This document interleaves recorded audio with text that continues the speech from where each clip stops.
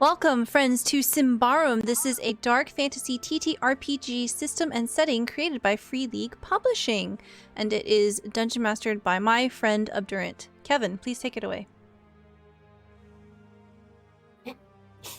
Okay, so in the last session, we had a bit of a kerfuffle in which Araga took a trip through a portal that the elf had gone through and is now off in the woods with no idea where she is whatsoever. And we're going to leave her off in the void for now. Instead, we're going to focus in on Kory and Dati, who, after some time in the safe house that they had found for themselves,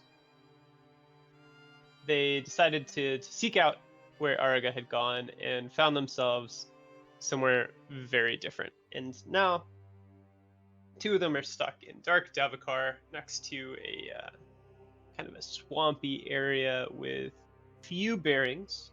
We have been kind of discussing their location a little bit between the players, and they know that they could head west to kind of get back closer to where they came from, or they could head south for a more expedient exit of dark Davokar itself, and they've chosen for the latter option. So we'll be tagging along as they try to survive. How y'all feeling? 10 out of 10 toughness. 10 out of 14 toughness, 0 out of 10 morale right now. Yeah, this is I'm glad that I have at least like 2 other character concepts in Symbaroum. It just goes to show you, a single step in Davokar is all it takes. And you're immediately in danger. It's true. Alrighty, well, after a night's rest, Kory and Dati and Grotto. Is Grotto now like covered in dry swamp mud? Yes. Oh yeah, Grotto is completely. It's like really thickly caked into place, so whenever she moves now, it like kind of just cracks. You can see bristles of fur here and there. Kory is like shuffling away from Grotto. Okay.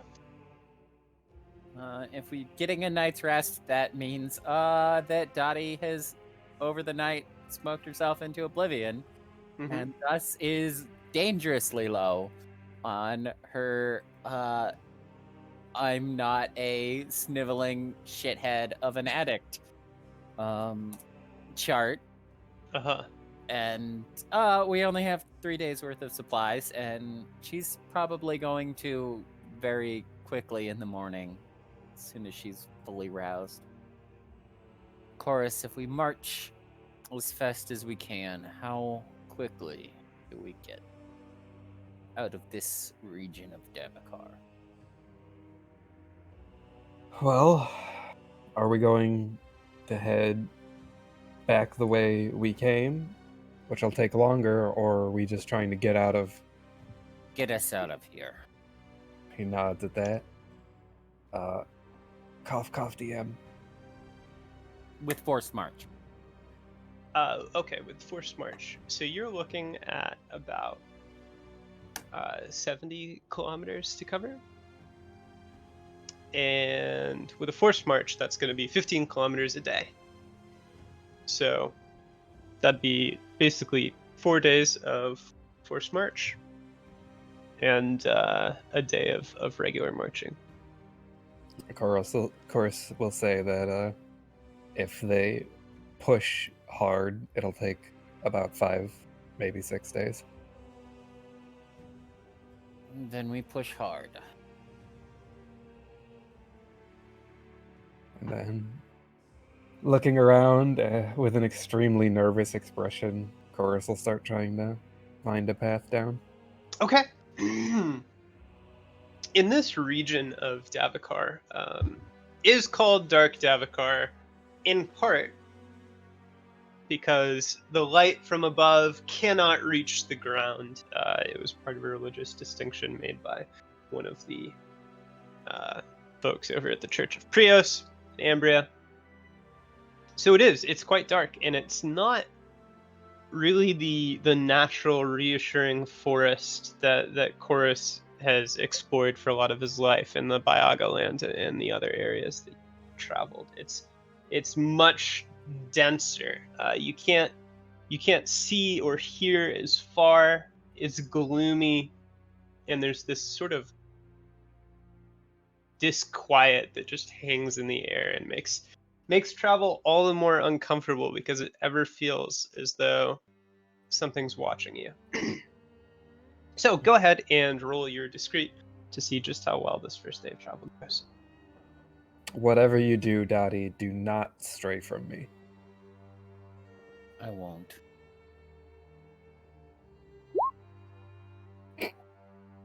Oh my god, I was scrolled all the way up and all I saw was failure.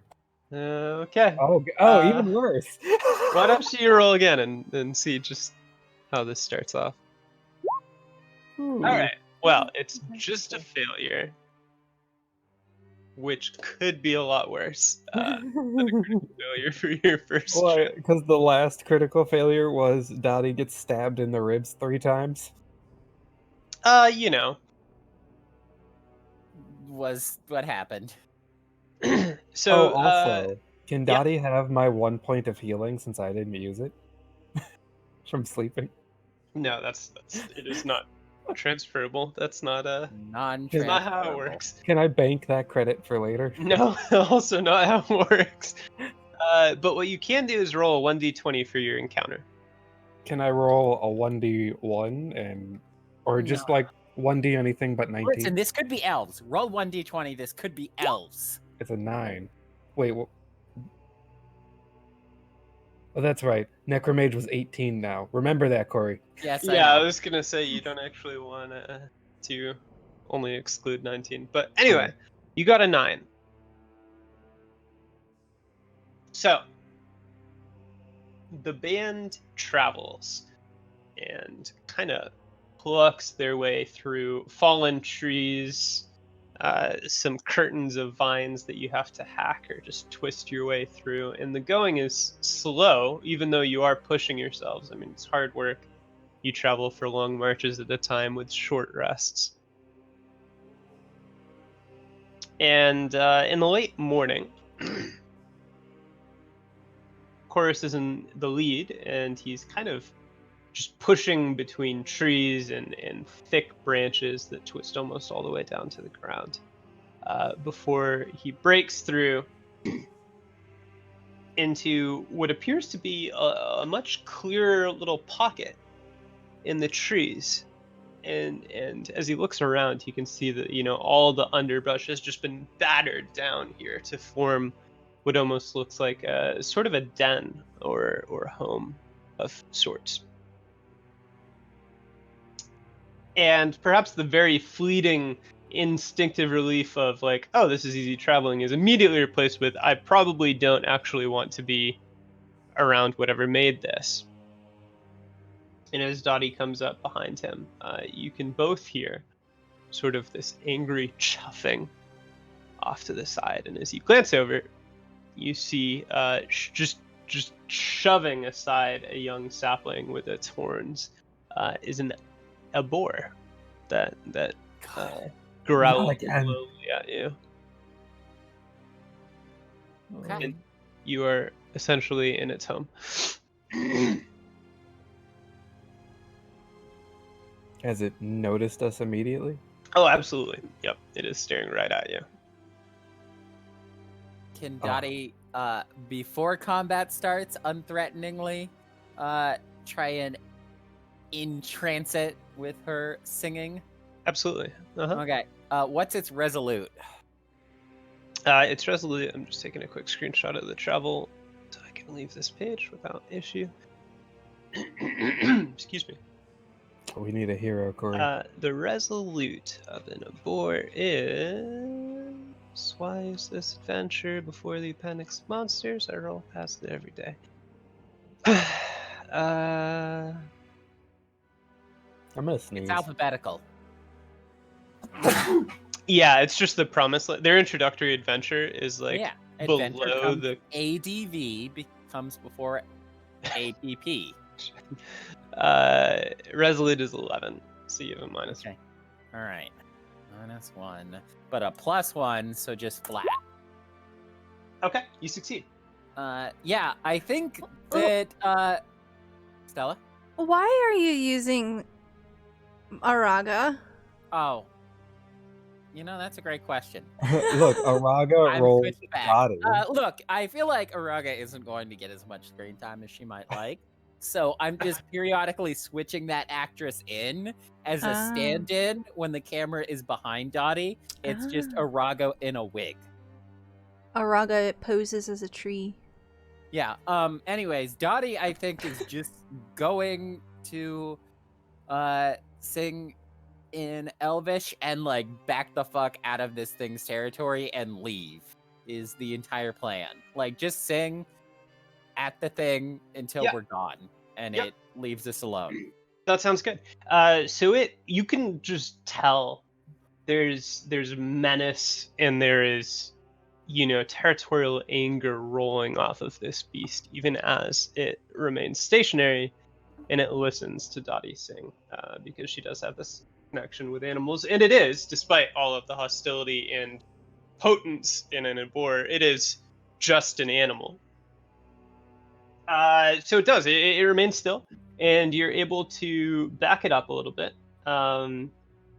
The cost of sort of retreating your way and then backing up enough that you're probably not in the abor's territory and moving around it would move the distance covered to like a normal day's travel instead of a forced march, though, if you decide to just completely extricate yourself from the situation and get out scot-free.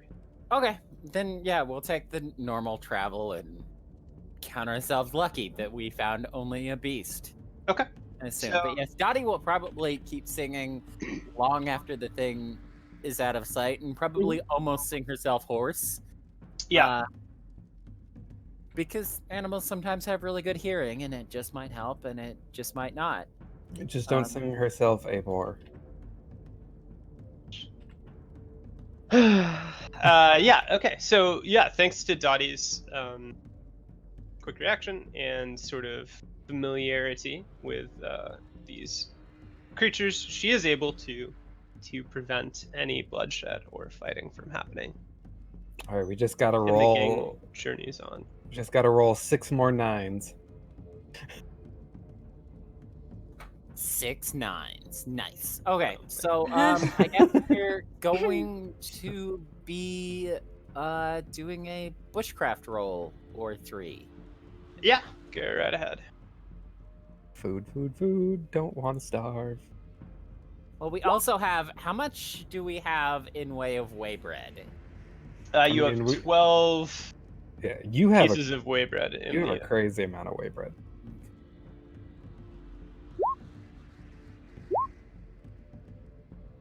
Uh-oh. Uh-oh! Uh-oh! Well, What does Grotto eat? Okay, yes. So Grotto finds sort of a decaying corpse, half buried in the bark in the ground that she was kind of rummaging through for insects and such. Yeah. And she decides to just kind of start right into it. Grotto, no. And it makes her very sick. Okay. Poor Grotto. Yeah, okay. Grotto whines a lot and hacks up a lot and then eats some grass and then hacks up some more. Mm-hmm. Yeah, and that's the entire day, and it's very noisy and stressful. And Dottie spends much of the rest of her day not singing but shushing. That was a forced march, so we don't get a rest benefit. Well, it was a regular march because of it was a forced march. You just don't get. Okay. Okay, that's fine. Because it was kind of circuitous, you just didn't get as far as you ordinarily would. Okay, yeah. Because we went 15, went back 5. Let me make this there. Oh, swing buttons. Ooh. Dottie drops down to 6 normal rations. And we add 12 whey bread.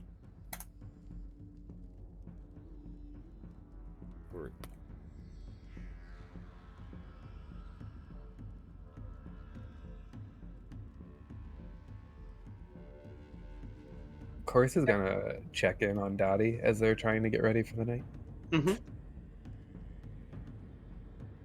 And as he walks up, as Dottie's going through their various ration supplies, he's gonna ask about their special substance. Dati will Oh, hello. peer at this. Nice.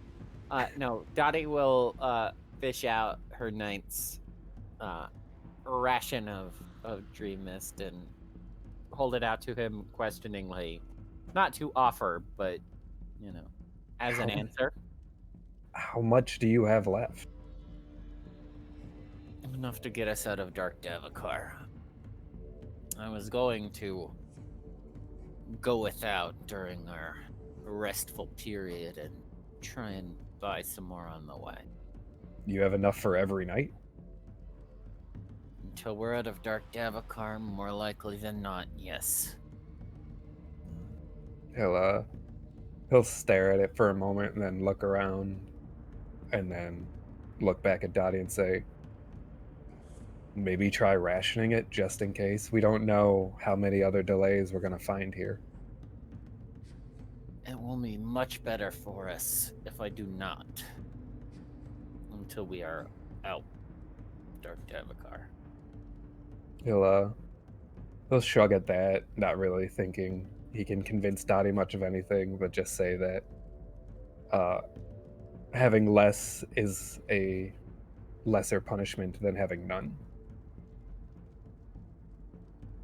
Before going back to setting up his side of his section of the camp.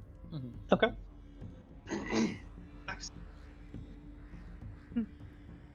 And you can go to sleep or keep chatting if you want. I mean, honestly, it's in your court. We're gonna die. Yeah, I think we'll just. It'll be It's one of those. fine.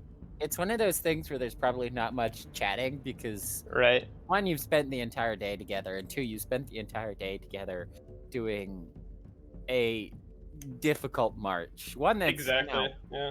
So it's And time to then shut the up. frustration of the difficult march being sort of like Wasted. not worth it.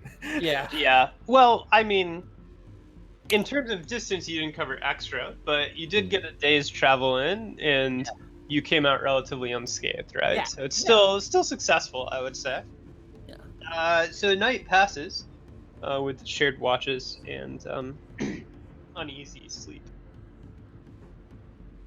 And then you're faced by another morning in Dark Davokar. It's still foreboding and oppressive, but so far peaceful.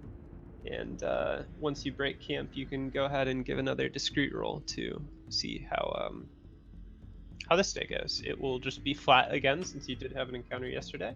Don't roll an 18. Eh. Okay, Well, very no, nice. it's the next one. We don't want to roll an 18. You know what?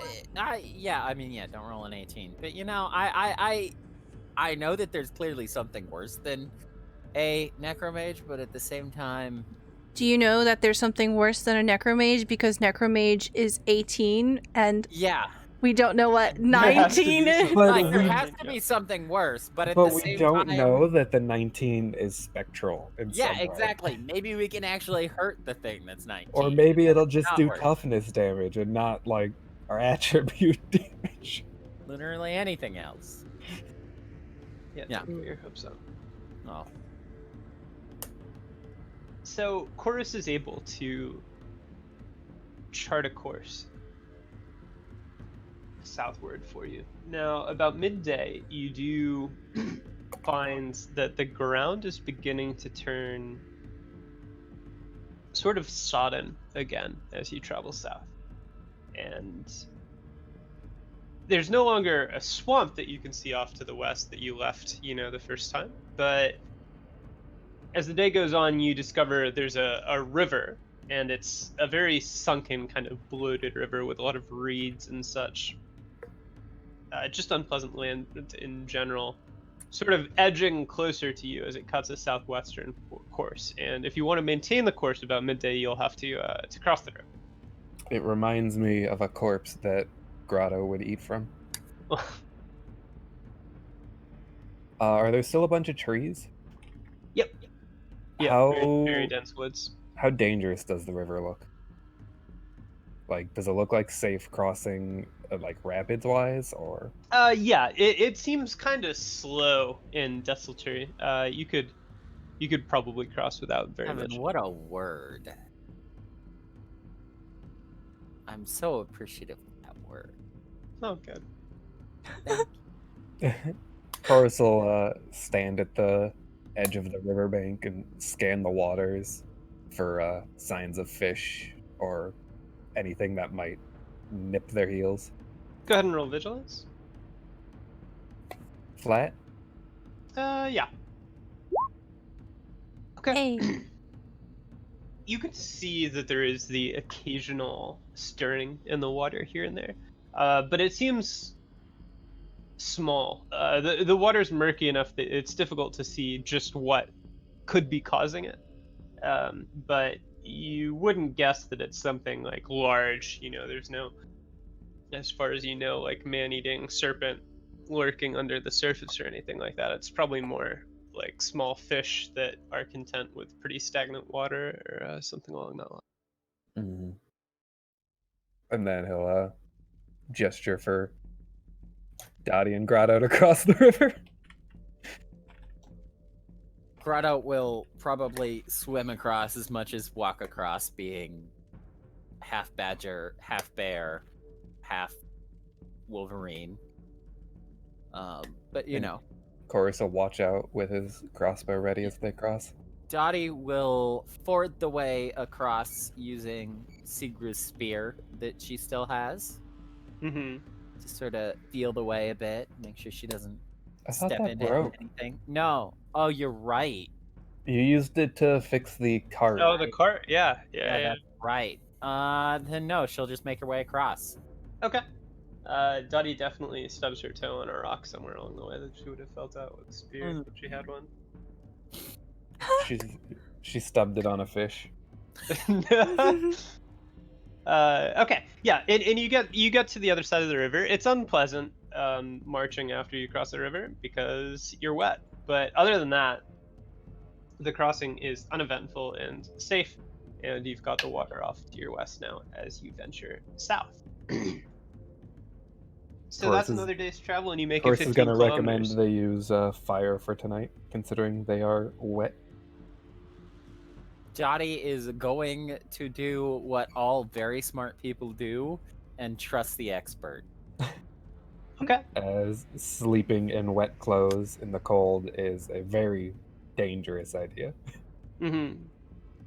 Dati will take her watch first and then wake Chorus up and smoke herself into oblivion. Yeah, great. So go ahead and roll a d20, just either of you. I got it. I'll let Dati do this. She's feeling Wait, hot. no, Stella! What? You do it! Why? You're Because impartial. This is all your fault. This is not my fault. Okay, I It just wanted... It is entirely your fault. I wanted the hot elf to bandage Someone me. splits the party. I followed the hot They're elf. alone. And I was like, there's me. And she's like, It's I'm their going fault. this way. And I was like, okay, I'll go that way. And then y'all, wait, 1d20? And then you didn't even leave a 1d20. breadcrumb. Is that a 11. good 11 or a bad 11? We want 9s. That's just an 11. We want 9s. 9s are fine. We want 18. 9s. No, we don't want 8. One day we'll beat a necromage. All right. So the night passes, and fire does help dry out your clothes and keep you a little warmer and probably more just comforted by the warmth and the light than you've been. It helps scare away the physical and mental darkness. Mm-hmm. Sure. And Wow. you at least managed to go through the night without getting attacked because of the fire, so that's fortunate. And you break upon the third day in Dark Davokar. Before they set out, Chorus is gonna examine Dotty's physical condition. 10 out of 14. Let's see. She is at exactly 71.4285714% healthiness. Oh my god. Chorus, No. If you had to eyeball it, yeah. Yeah. If you had died. Chorus is going to question whether or not Dotty wants them to push as hard as they can in terms of death marching for a day. Death marching. Will death marching get us out? It would double our speed. Well, not double from force march, but it would be. It And would go does that 20. get us out? It would cut us down 2 days. So far, you have traveled 25 kilometers. Dottie is going to consider it, but shake her head. If we come across anything while doing that, it will be worse than if we came across it while not. This is still our best choice. He'll do as she says, but mutter something along the lines of coming across 2 different things would be worse than one thing while tired. Maybe, unless the first were to kill us. And he'll lead the way. All right, go ahead and make that discreet -1 roll. By minus you mean plus, right? Yeah, we're gonna no. go with plus. No. It's a +1.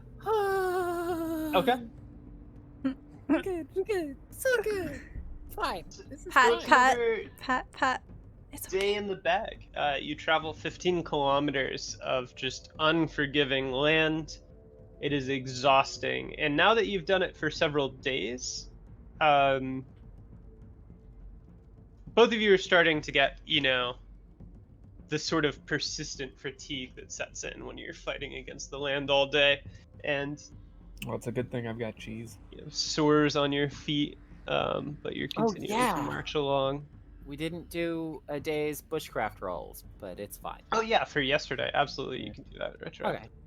As you kind of reach the end of the day's travel, oh no, you don't. You don't see that yet. Never mind. Sorry. Go on. All right, so I found food yesterday. I didn't find food today. Okay, Dottie's down to 4 rations plus the whey bread. And we don't see something. That's the day's news. Ooh, thank God! I'm so glad Yeah. to not see something. You don't see anything but thick vines and Wait, with trees C's or a K? foliage. How thick are these vines? Oh my. This is when Kevin tells us that for like 4 in-game weeks, a guard has been following us. Go ahead and make your discreet -20 roll here. And Are you ready for my double ones that'll shock and awe you? Alright, discreet -2. Yeah, definitely. But you can make bushcraft rolls for today as well. So those roll you. We did a double. Oh, did you? I didn't do a double. You, Okay. Oh, Yeah, of I course did- I I did a guess. Yeah. But Dati can go ahead and make today's rolls. God, you're bad at this. Yeah, you're burning through rations right now. Ooh. I mean, Fortunately, every time you That's have to eat the whey bread, it is really tasty. So It's a good thing we were and handed we like haven't touched whey bread yet. We've just Oh. touched. the normal rations. That's yeah, it's a smart good thing because we were it handed expires. like a year or a month of white bread. The Alpha's trying to look out for you guys. All right. So yeah, another night passes, and another This day night- begins. Goes without Dottie smoking at all. Ooh. And okay. she wakes up. Crabby. She sleeps restlessly and she wakes up cranky, Mhm. short, and untalkative. And it would Chorus. take a particularly special effort on Chorus's part to get her to speak about anything. Chorus will just like share suspicious glances on the fact that she did not partake after having told him that she had enough to last her.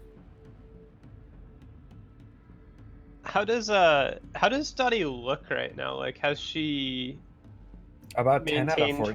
her face paint and such, or is that sort of You on know, the right actually, side right I now? think the thing that I would say is that while she's familiar enough with Davokar itself to kind of scrounge up the supplies required to get it, I don't think she's familiar enough nor trustful enough of Yeah. seeing the same supplies within Dark Davokar. Okay. So she doesn't really work on that same intimidating travel appearance. Okay. Cool. All right, Chorus. Time for a discrete -2 roll. Can we just skip this day and come back later? Do you want to come back? Nice.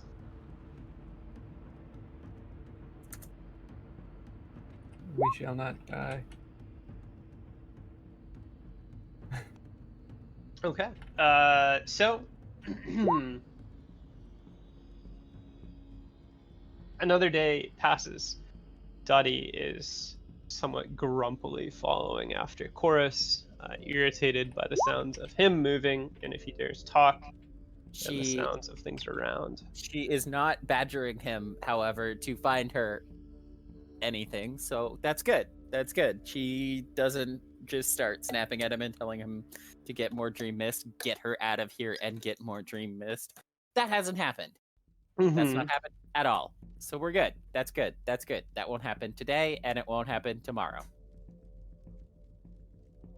Solid. That second part's not necessarily true. Not necessarily true. Well, no, you've said it, Kory. You're right. You're right. But that's a predictive statement more than a. Bushcraft time. Oh yeah. Mine Look, is maybe I'll Um, roll a double 20 and find you some whatever dreams.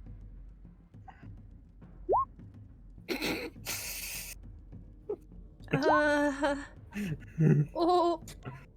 Wait, why did you roll twice? I rolled once for Grotto. All right. A critical fail. Oh Did no. Did I eat from a corpse? Not a corpse as such. I hope Chorus isn't like, this is fine. Grotto did it. I have really missed food that's meat. And this is where Grotto turns feral. Yeah. No, Grotto's this is crit when fail was Grotto. actually developing a taste for human flesh. Oh No, my this is God. when Grotto turns into dinner. Oh, wow. No, so Chorus tries to forage up some food, and he manages to. Sweet. So you don't need to use a ration for today. You do eat off the land. And, something will happen off of that. Nah, I've got an iron stomach. That should be a talent. Yeah, that'd be kind of a neat talent. I bet there probably is a trait that has to do with, like, resisting poison and such. That's steadfast. mm, The Oh, the one my first character had that never ever did anything. Hikame had steadfast? Yep. Yeah, the one time we came across. Oh, right, the non-magical. I think you used it once. But And it failed. you guys basically fought a lot of spiritual things most of the time. Mhm. And It was- also never fought Steadfast Mercax. only worked on physical stuff, and we never came across physical. Infection and disease, yeah. So time carries on, and you continue to march through Dark Davokar. You've spent several days here now, but it certainly has not become comfortable.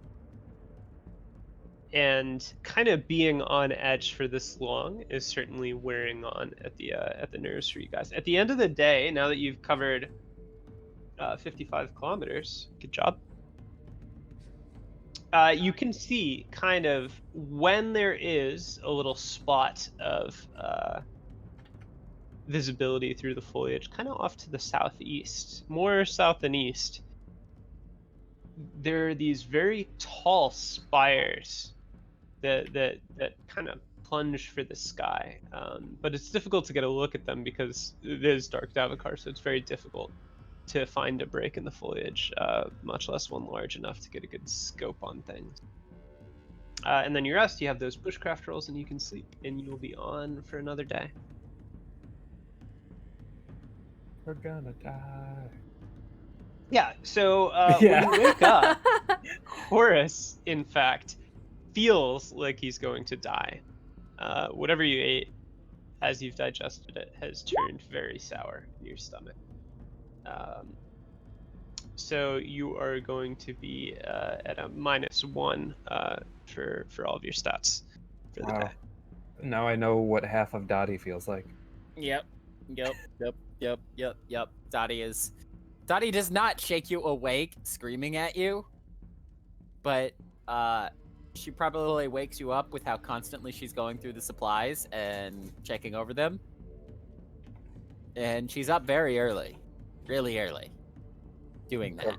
Kory glares daggers at Dati. And then gets up holding his stomach, feeling completely awful.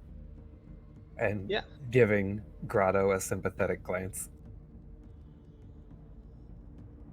Grotto whines. So when you make your discrete roll, it is going to be -3 travel modifier and then a -1 because your discrete's lower than it ordinarily is, so -4 total. You made it easy. There you go, very nice. So that gives you another 15 kilometers. Like, the lower the number is, the more I'm guaranteed to succeed, Kevin. Well, you've certainly done well. Yeah, and this puts you at 70 kilometers, so you're still in Dark Davokar, but you aren't that far from being out of Dark Davokar, which is pretty If great. only we death marched and then gotten And mortally wounded. as you travel, the foliage does kind of recede just a little bit. There's a little more space between the trees. There are more portions of land that you don't have to hack your way through. But it's still quite oppressive. And to the east, as you travel, you see that when there is a split in the sort of like jungle-like foliage, you can see these 3 columns now that you can tell. There are 3 in number that are just rising high, and they're towering, and they're probably 10 kilometers away in that direction-ish. For some reason, they make you think of the name Haganor. Yeah, you know, it might make you think of Haganor. Do they? If we go to them, do we end up out of Dark Davokar, or do we have to go past them? So they are in Dark Davokar, but east of them is Light Davokar. Also south of them, so Yeah, okay. We'll probably just, we will not need to force march today, right? We're just like 10. Yeah. Well, so it's fuzzy. There's certainly a chance, but you imagine a normal day's travel would get you out. At least that's your So hope. before they make camp for the night, Chorus is going to recommend that they're almost at the end. They should take the next day slow to be safe, and that also, if Dati has any of our medicine left, to use it, because they'll need to. This is the final goal of Dark Davokar. Dati merely shakes her head and glares at him. Ah, so you did not have enough for the whole trip. Thought we'd get farther. That's all he's gonna say before going to the other side of camp. Though there is a very, very loud sigh. Dati takes first watch, and then tries to sleep, and does so poorly. Yeah, to -3.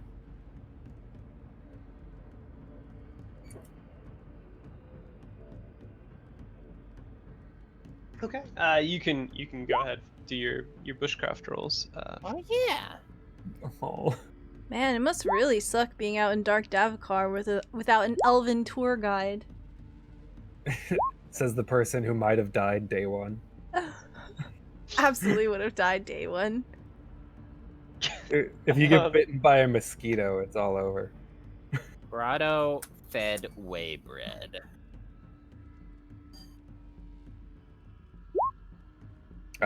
Seeing that you were going to feed Grotto whey bread, Chorus would just offer some of his normal bread before it goes bad. Grotto is not fed whey bread. Okay. Redacted. As he still has some of his expiring rations left. Dati feeds herself what she finds, and Grotto shares. And Grotto starts treating Chorus like one might if one had been feeding Chorus and eating what, or rather, not feeding, feeding Grotto and eating what Grotto licked. So Grotto starts trying to snuggle up to Chorus because Grotto was fed. Yep. Okay. Grotto's still covered in dried mud, right? No, it's been days. We didn't go through much of a swamp. No, Grotto is like. Have you taken the time to clean Grotto? No, but it'll flake off. I mean, we've been walking for like 4 days. Yeah, a lot of it would have just slowed off. All right, but how bad does Grotto smell? Always bad. Grotto smells like a bear, and a badger, and a wolverine. Chris does not look happy by his choice of traveling companions. Mm-hmm. He almost misses Araga.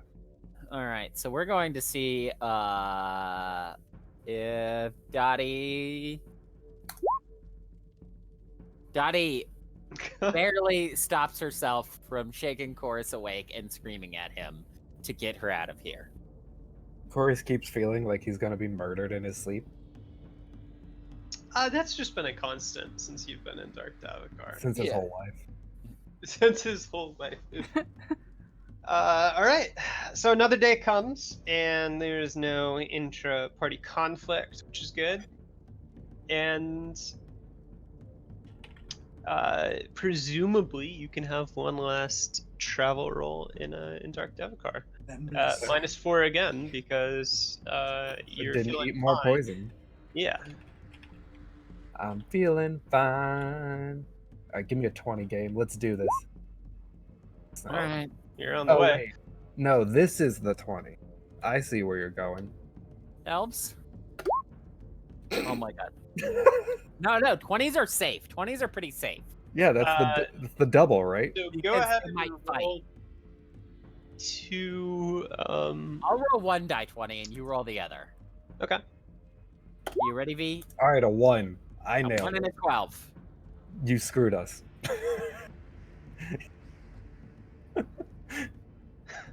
Wow. Thanks a lot, Kory. Okay. Okay. Okay. All right. Called it, by the way. You did. You got the 20, and then you got a 1. Polar opposites. So, what is the veritable army we come across? So as you're traveling, again, the forest kind of closes in around you, and it feels just oppressive and uncomfortable. And then you start to hear a rustling above you in the foliage, and it goes on for some time. You can't really get a good look, but you can hear that there's something in the area, but the sound is dampened enough that it's difficult to tell how close it is or what it is, because it's clearly something that's not on the floor of the forest like you It's clearly death monkeys. Death monkeys or spiders. Spider monkeys. This rustling continues for several minutes, and then quite suddenly Bear spiders burst out of the foliage. 2 things happen. Two Things happen. The first is that It's an with a Etterherd versus an sudden Etterherd. rush of kind of sound and flapping wings, you see a swarm of vilings break through the cover of the trees above and flitter down to harass you. However, at the same time, ahead of you, you kind of hear a much softer movement, or maybe you don't hear it, depending on how much attention you're paying to the vilings that are suddenly setting upon you. Well, that would depend on if Dati would try to We'll see. We'll crack see. with them. Yeah, we'll see. What's the other thing? Well, it is How murder? Elves? band Elves? of elves. Oh! So you really lucked out there. Yeah, you summoned We summoned. a pack. Well, actually, just two. Is that what an Two elf summer is? elves and an autumn elf kind of slip almost silently out from beneath the trees. And one moment they're not there, and the next they're only about 5 or 6 paces away from you. But they seem to be either drawn by the sounds of you clomping around in the forest, or perhaps the sounds of the I take back everything I said, Kory. Great job. filings. Yeah. Okay. Dati is going to try to break into song and entrance the vilings in Elvish. Kory has so And many also- emotions on his face right now. Head towards the elves with a very relieved look. Uh-huh. And maybe grab Chorus by the shoulder to drag him with her. Yeah. Something he's familiar with because Araga did it a lot. Well, Araga more like picked him up and was like, we're going this way. Yeah, Okay. yeah. She would pick him up and put him on her shoulder, you know. No, just carry him under her armpit like a. Sorry. No, a I mean like football. on a shoulder, like, you know, you pick up a adorable little squirrel and you put it on your shoulder, kind of like that, but chorus. At least she sees him as a small animal and not an object. I mean, Araga's not there. So how does the singing work with swarms again? Is there any specific? It's just beasts. Just be okay. Yeah, and they're beast. Mhm. So I'd assume that individually they're kind of ensnared, but they still operate in the same manner. Sounds good. And rather, she's not going to press her luck. If the elves are willing to just go away with her, and maybe have a conversation away from the vilings, then she's not going to press her luck and try and talk to them. Okay. Yeah. So the swarm is kind of entranced by this singing, but it doesn't necessarily disperse them until you. I think you need to like persuade them to leave, right? Yeah, or just go away. Or just go away. Okay. Yeah, and that's what she's trying to accomplish, ideally with the elves. Yeah. So the elves are a little difficult to read because they have masks on, and that makes it hard to read them. But they do clearly look a bit surprised to have this barbarian sort of in front of them, singing in Elvish, in their tongue very fluently, while dragging a barbarian, and they both look very frazzled and, worn There's down. a badger bear dirty thing and there. mangy with, a Biagorn trundling along after them. So they do kind of act amenable, and they'll move along with Dati until you're able to sort of slip out of sight and out of mind for the vilings. Uh-oh, Kevin found a glint. quick roll, your hand down his throat.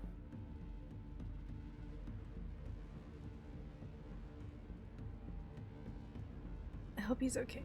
Are you So what's okay? the next step that you take? Yeah, just she'll stop singing and then she'll just stay in the elvish mode of speaking. Okay. Yeah, so you slip away far enough that it kind of sounds like the vilings swarm around, maybe a little confused at the sudden development, but they're unable to find anything that they want to target. Charmed and angry about it, but are, charmed enough that they Yeah. aren't going to pursue. You can hear wings sort of batter at branches and leaves as they kind of take off in a swarm and look for something else. Which leaves you with the three elves. Two of them are shorter than the third, Summer. and they seem just a little, they're wiry and strong, and they look restless and maybe a little angry as they look between Dati and Chorus. But the taller one is certainly a little more collected. As the elf kind of tilts his head and studies Dati, but none of them speak right away. Chorus is gonna go collapse against a tree while Dottie says elven words. Yeah. Dati will declare, I serve the Iron Pact. This is my companion. We have been acting in service first to Tolano, and now Eloan Ray. We are not supposed to be here. I know that much. Have theories as to how we ended up here. But we are not supposed to be here. And we must make our way back.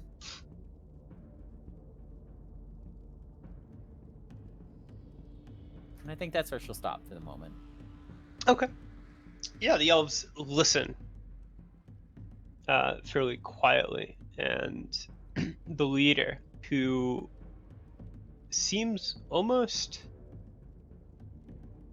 I don't know, maybe 6.5, almost 7 feet tall. He's very, very just statuesque and formidable, I suppose is a good word for him. Is he cute? He's wearing a mask, oh my god. Yeah, but rate the butt. And he'll study Dati and then eventually ask, how did you come to be here? We were sheltering in an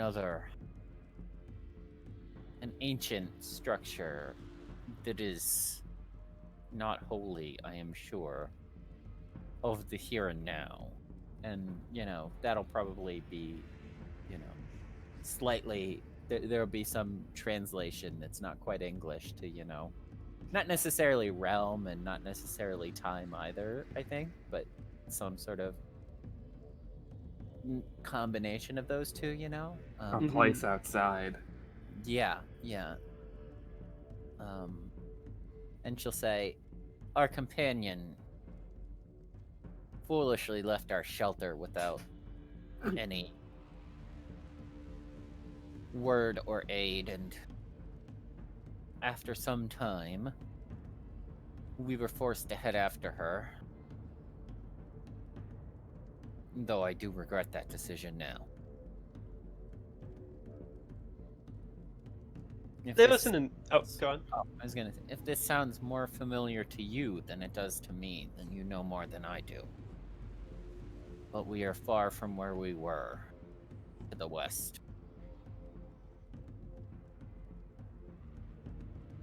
Okay. So the three listen, and the two summer elves, the two summer elves Summer elves, one is in autumn. shift a little restlessly as they listen, and they both have spears and kind of bows, slung over their shoulders, but they're leaning on the spears, and whether it's impatience or agitation, they just seem a little wired as they listen. But the autumn elf nods, and after a moment, He says, it was foolish, to say the least, to walk those paths unaided, but I am impressed that you've made it back. And he'll glance between Dati and Chorus. Chorus will give a slight wave. Finishing relatively unharmed. He pauses and sort of glances off to the side, or really just looks off to the side for a while, before saying, I am familiar with the task that Elwanri is responsible for taking care of, and you are certainly far from it. We have our own duties, but we can offer some assistance in your return. And after a moment, he'll kind of just walk away from Dati without saying anything, and kind of gesture at his companions, and they'll congregate and start speaking. It's still in Elvish, but their pitches are low enough that it's difficult to overhear at this point. Dati will not try and gain any more information than, she feels she deserves, which is exactly what she's being told. Okay. Sounds good. And how's Chorus doing? Chorus is not understanding a word of it. Mm-hmm. But we're not fighting, and we're not being eaten. So he's kind of just sitting back against the tree, watching to see if he's gonna die. What? Watching a tree? No. He's sitting Watching against the feet. tree, watching them Oh, okay. That makes if he's gonna die. a lot more sense. Gotcha. Yeah, I mean, the occasional glance from one of the elves might fuel that consideration, but they continue talking for a little while, and then the autumn elf will step away and over toward the pair of you. Dati will give a get up, come closer gesture to Chorus as the autumn elf returns. Chorus will just glare at Dottie for a moment before slowly getting up.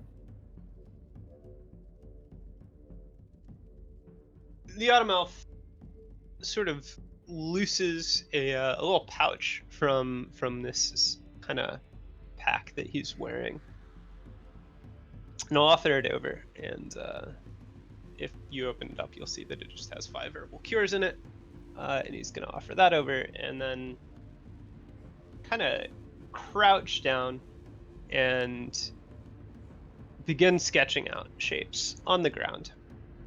Okay. That depict something of a map, and he's going to offer sort of a directions from where you are now to head west and northwest for what he explains is a relatively safe route back to where you started. And he says it's going to take you somewhere in the order of 6 days or so if you stay on the path that he outlines, although he cautions the pair of you, although he's speaking in English, so he's really just cautioning Dati, that the path is not marked, so it will require constant vigilance to stay on. Dati will, at this point, be translating all of this, given that Chorus is the guide, particularly taking care to pass on any particular signs of how the path may be secretly marked. Chorus will, at the start of your translation, he'll chip in and say, "Oh, I get to be part of the conversation now?"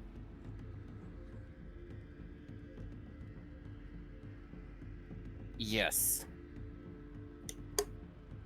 Yeah, all 3 of the elves sort of stare at Chorus for a pretty lengthy moment as he speaks. And the 2 summer elves will continue doing so as the autumn elf outlines aid and instruction. Actually, let's see what's there. No, it's pretty high. Okay.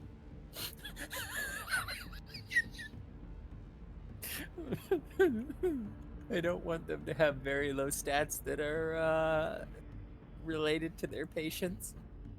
I don't want them to have low stats related to their patients at all. Yeah.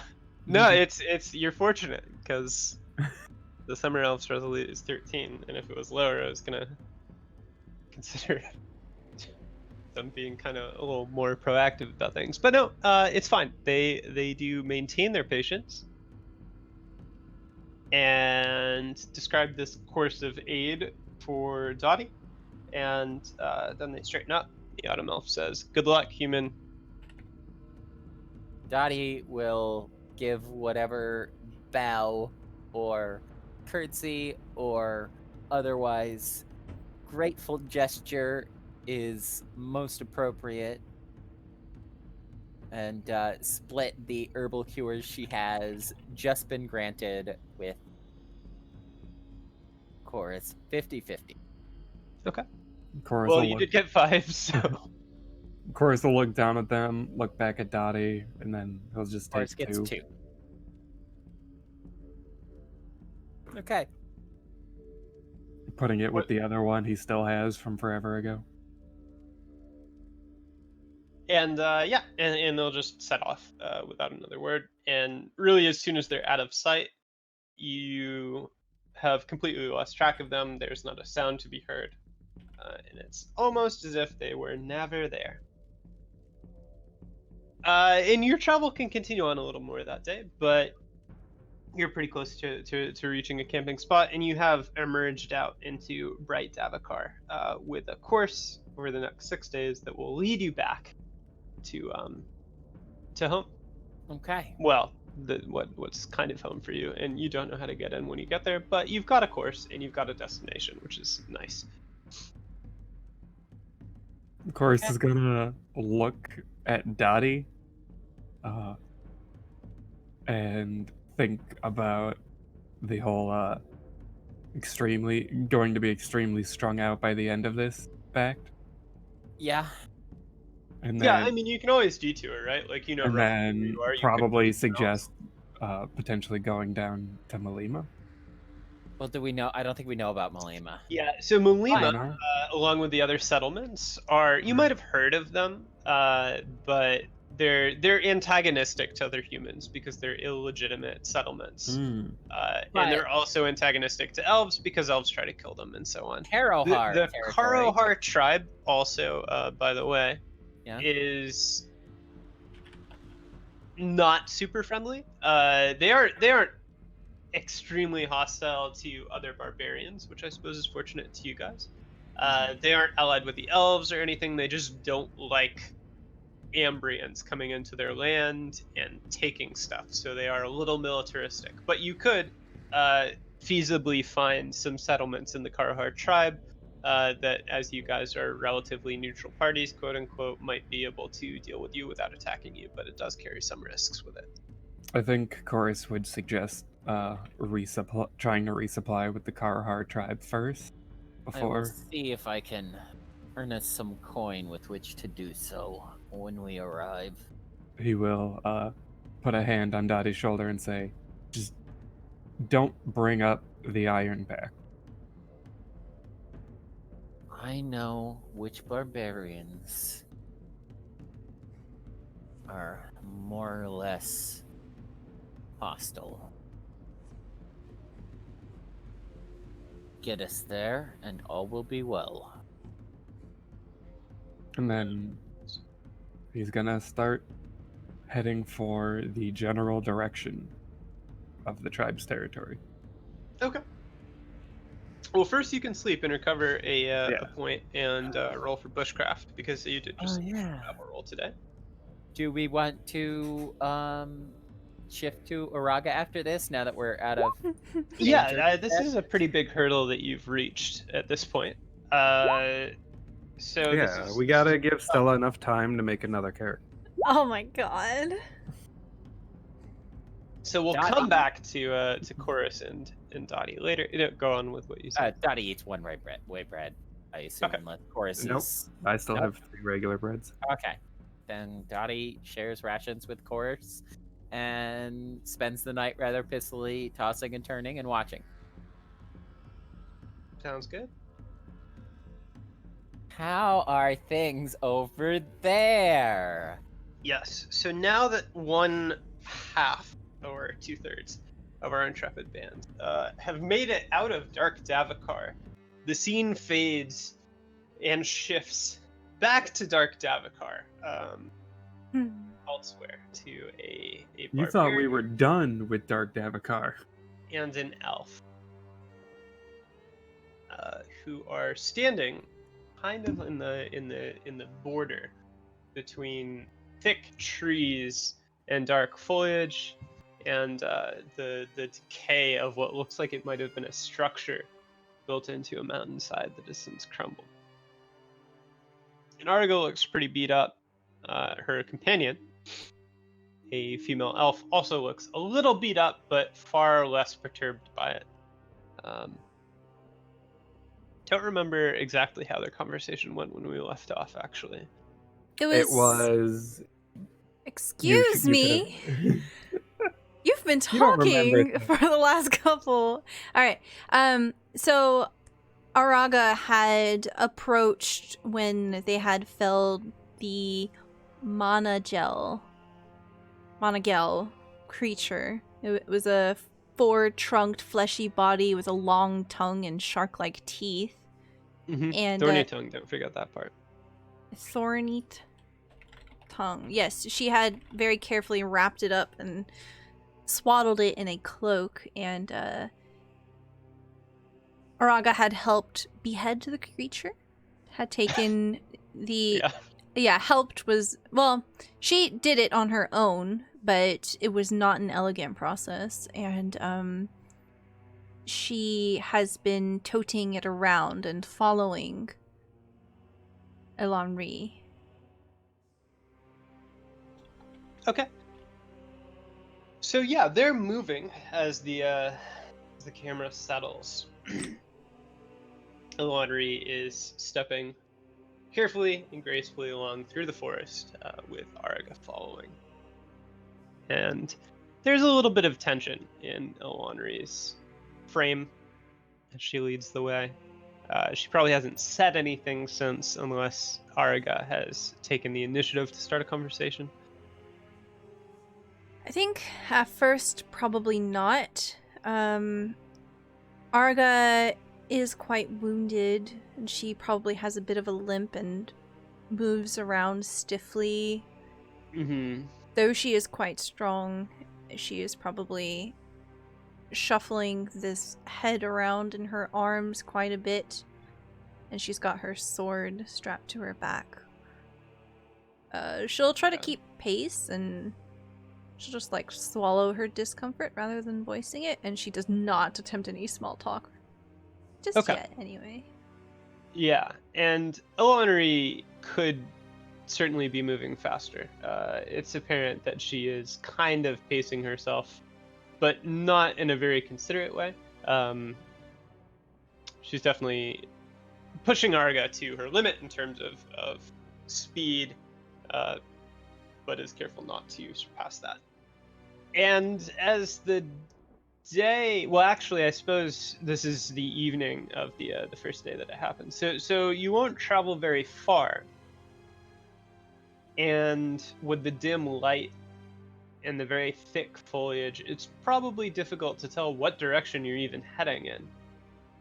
But after perhaps an hour and a half or two, Elanri will stop and kind of gesture Araga closer, and after a few more minutes of travel, which is more paced, and the elf is kind of peering about here or there, she seems to settle on what makes a good campsite.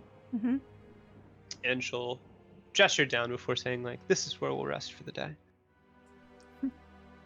Araga would carefully set the head down, and she probably would wait only a little bit before she pulls out bandages and thrusts them out towards her and say, "Do you have any medical expertise?" So Eloanri, like, kind of jerks her head back just a little as Arga just. This is how she talks to everyone now. She's just shoves bandages at them. Listen. Her head ducks back a little bit, and her eyes widen in the mask, and then they narrow, and she kind of peers at Arga for a few seconds before you can hear a sort of exasperated noise. And she'll reach out to collect the bandages. I guess more specifically the herbal cure. Okay, yeah, the herbal cure, and yeah, you can. Well, she'll just gesture for Arga to turn around or present her wounds or whatever. Ooh. Oh God, you and V are awful. Arga strips her armor. Okay, I roll 1d4. No, don't. Okay, I won't. Yeah, Yep. Okay. Yeah. So Eloanri, she keeps silent, but she starts bandaging Arga's wounds, and she has a very deft touch. She kind of checks out each wound and begins applying the herbal cure as necessary. Let's see, we are 20, C 7, certainly passes that.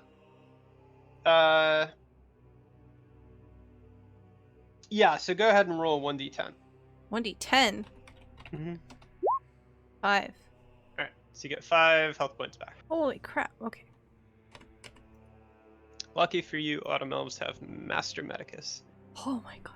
See? I told y'all. It's totally worth it going into that hazy shit and then getting teleported to some part of Dark Davokar. Anyway. Araga is not one to complain when she gets medical attention. She has a pretty heavily scarred body. She is a hunter after all, and she has slain a great handful of creatures and probably had quite a few close calls in her day. And I'm sure that most of the medical attention that she's ever received before has been with a less steady and less practiced hand. So she doesn't complain. She's very patient. And when it's all done, she just kind of settles back and catches her breath because she has been pushing herself to keep pace with Eloanri. Right. In the excuse me.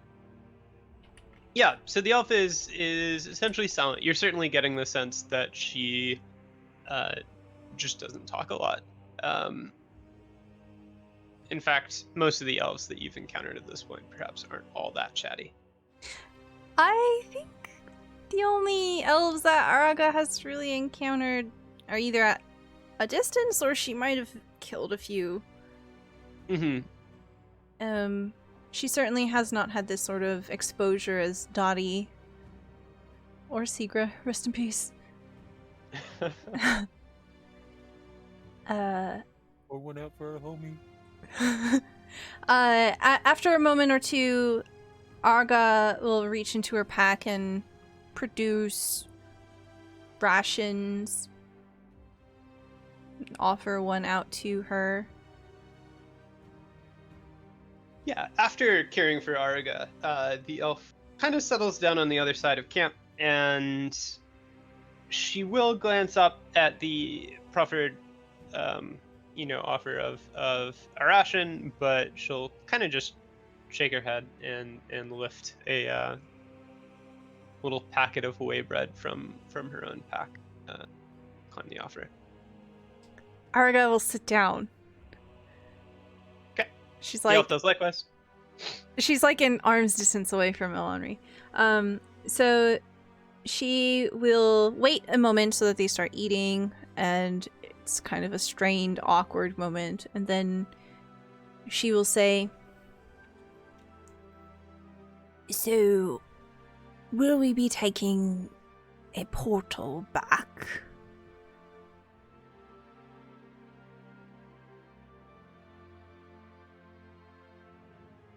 It takes a moment for Eleanor to say anything. She kind of just stares at the far side of the little camp nest that you've found, considering the tree, and then she'll quietly explain, I had planned to, but I am not able to bring you along with me the way that I was going to return. We'll have to venture deeper into the forest to find a... And it seems like she is searching for a word for a little while, and eventually she just says something in Elvish that doesn't make any sense. Mm-hmm. And she'll kind of tap at her shin with one finger for a few seconds before explaining there are gateways that make travel more convenient for those who cannot do so by themselves. And it's clear she means you.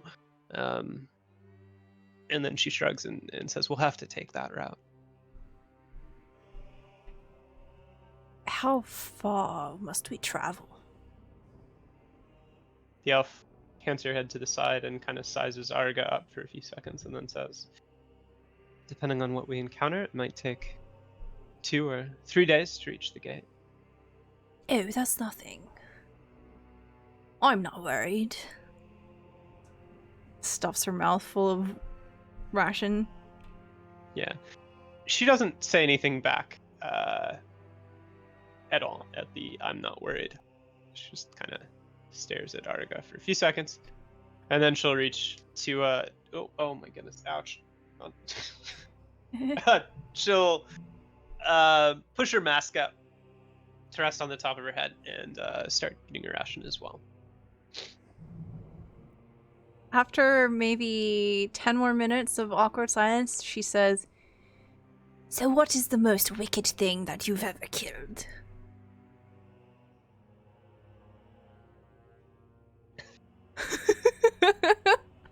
I don't know what y'all were expecting. I feel like Arga is the most plain book to read. Yeah, so she just kind of stares at Arga again as she's eating. Arga looks very excited and she's kind of like got a twinkle in her eye, munching very loudly. Arga's a very loud eater and she talks around food. Yeah, so the elf chews, and then eventually, after swallowing, she's going to say quite simply, Ambrians are the worst thing in these woods. You could say that again.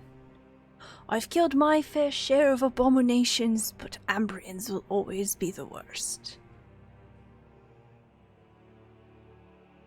Her eyes narrow just a little, and she'll say, after a moment, many of the barbarians are no better than the Ambrians, Arga. You remember my name? Oh my God. She has this wolfish grin just crack across her face. She finishes eating the whey bread and she just pulls her mask back down over her face. Yes. She remembers our name. She remembers our name. Arga looks extremely pleased with herself and just kind of leaves it at that. She continues to finish her ration and then she says, you took quite a beating finding that Manigel. Is that how you say it? Yeah. Okay. The elf doesn't correct you anyway. You should get some rest. I will take first watch.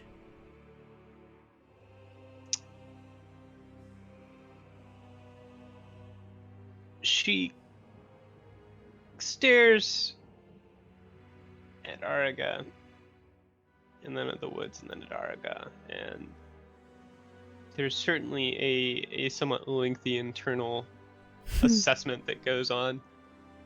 Before eventually she shrugs and she'll kind of twist around to half lay, half lean back on the pretty wide trunk of one of the nearby trees. And it's kind of hard to tell if or when the elf fully falls asleep, but you can presume that she's resting. Arga will keep watch. She will more or less make her way like around a perimeter of this camp. And yeah, she's not going to distract herself with anything. She knows that we are in a very dangerous part of Davokar. She's going to try her very best to not make any noise, and like she'll sit down and sort of look out into the darkness around them. Occasionally reposition and just wait until time goes by. Okay. Partway through the night, your companion will wake up and she'll kind of stretch just a little bit and stand up and tell Arga to get some rest. And the rest of the night will pass. Arga passes the fuck out. And probably snores kind of loudly. Right. Because of course. And let's not do that. So the morning comes and you can recover a point of stat if you want. Nice. Absolutely. And at some point, Elwanri will wake Arga up, just kind of nudging her shoulder with a boot until she wakes up. Mm-hmm. And it's difficult to tell that it's even morning because it's just that gloomy in the forest here. You were only traveling for maybe an hour or so from the edge of the wood line, but all you can see around you is trees. Very little light filters down, so it's more of a dusk type environment. Yeah, the elf will beckon Arga and kind of only give her long enough to sort of get up and oriented before starting out on another march. And since Arga is sort of the limiting factor here for travel, we will have you go ahead, roll your discreet. No. Yes. However, because you do have her guiding you a little bit, you can start at discreet +2 and work your way down from there. God, I only have 5 discreet. Okay, +2. Oh, don't add a plus sign, it'll break it. Fuck. Oh. All right. Go ahead and roll 1d20. Okay. 7. Okay. What's that? No, don't say that. Yeah, sorry, I need to cut out her stat block real quick so that I can look at something else too. No, don't look at new things. Oh no. It's a lindworm. No wait, that's not what. It's the Bygorn beast. Snake. You're person. pretty far away from Biogorn land right now. Yeah, but it's that, but another body at the very end. It's a big U. I don't know. I was trying to make a joke there, but no, it's okay. We'll move on. Normally jokes are funny, but I like that you're taking it in a bold new direction. Thank you. I appreciate it. I'm trying to start a new genre. What's the genre? Not funny jokes. Oh yeah, okay. Nailed it.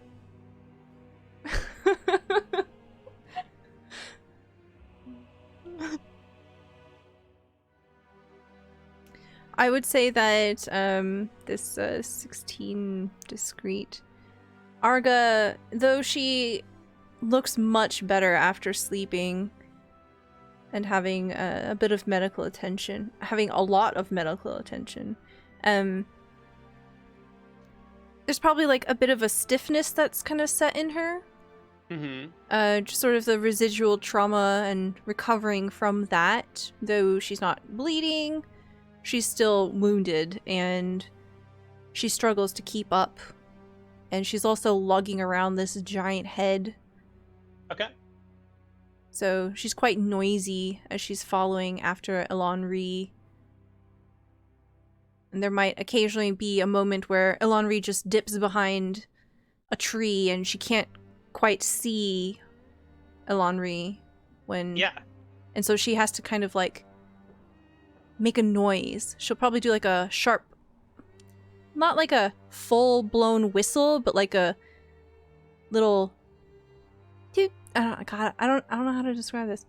Like a note, right? Like a little shrill note of like, hey. Not like a or anything like that, you know? Right. And occasionally, yeah, that will make the elf pause long enough for Ariga to blunder her way back into view. Mm-hmm. In one such moment, she kind of slips out of view as she's leading the way. Zarga attempts to find her way back to the elf. She encounters something that makes her roll quick. Flat. My quick? You're quick. Easy. Okay, great. So Ariga inadvertently takes the left path around a tree to try and catch Elwanri rather than the right path, and blunders face first into a web that is about, I would say, 3 meters across or so. Oh my god. Between the tree you, and Jen. the next tree I told you it would be and spiders. higher branches. I told you. And for a moment, it kind of snares her a little bit. She steps in and she can feel it sticking to her arm, to her legs, but she's quick enough to kind of manage to just force her way through and break the admittedly thick strands of this web.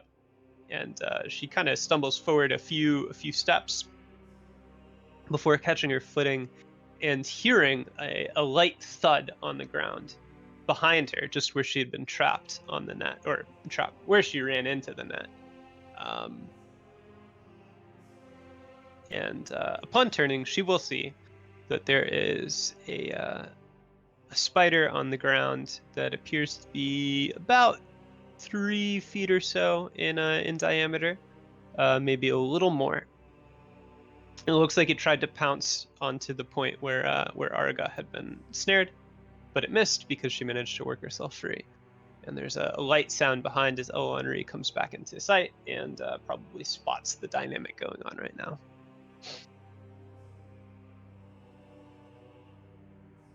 Oh, there's turn order. Oh dear.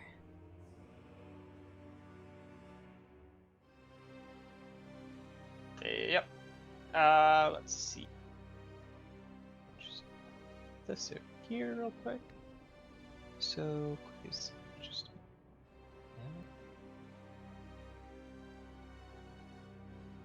Oh.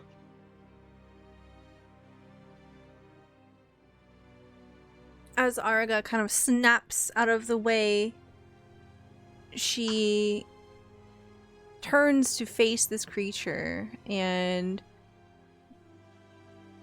I think her reflex would be to just drop the head and go for her sword. Okay. Trickle Sting. Trickle Sting is the name of what you are fighting. That's an awful name. I hate it.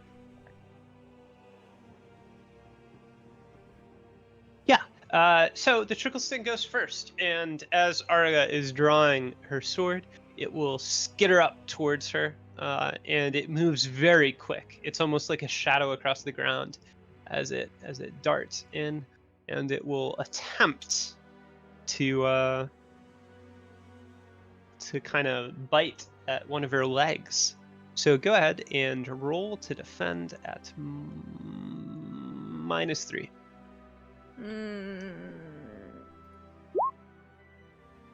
Oh.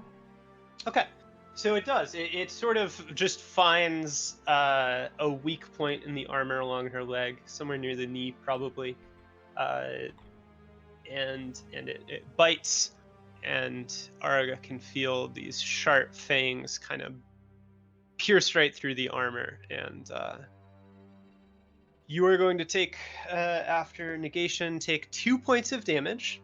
Okay. But also you can feel sort of this cold pain spreading from the top of your calf where a fang punched into the skin, as something spreads along your veins.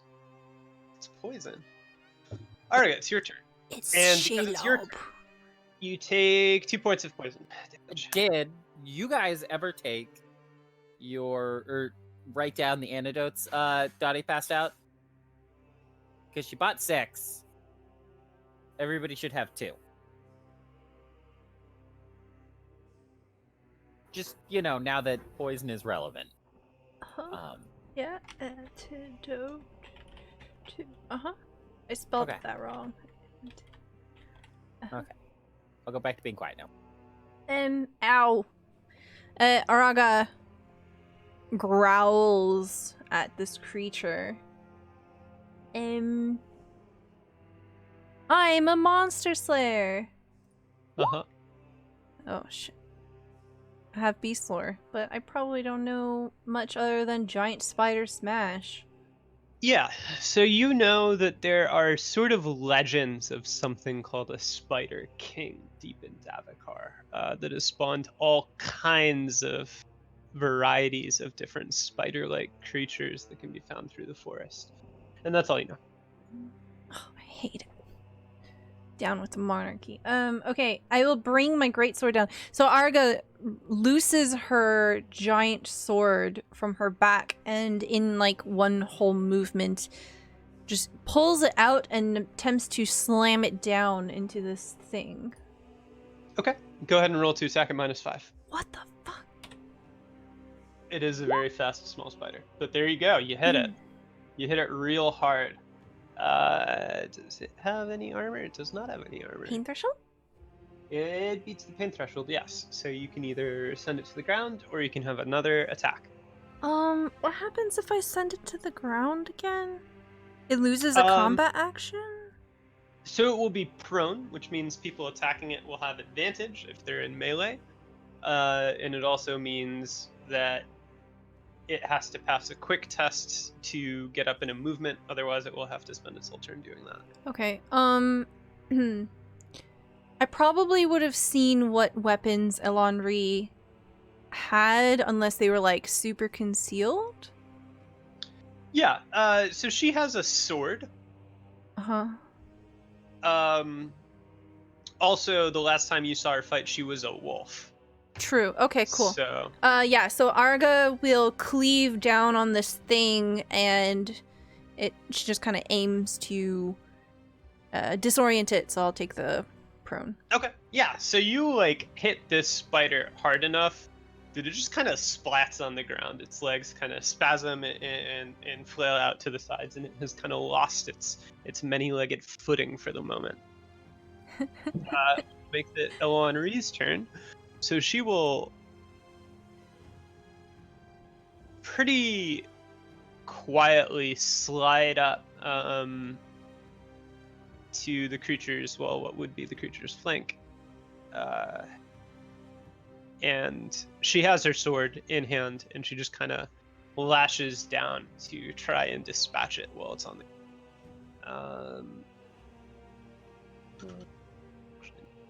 Good. Using this thing.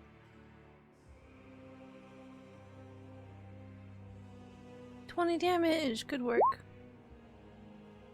Oh. Yeah, no, she misses. Oh, girl. Please. Even with advantage, she misses. Yeah, so that is going to make it the spider's turn again, and Straight real fast.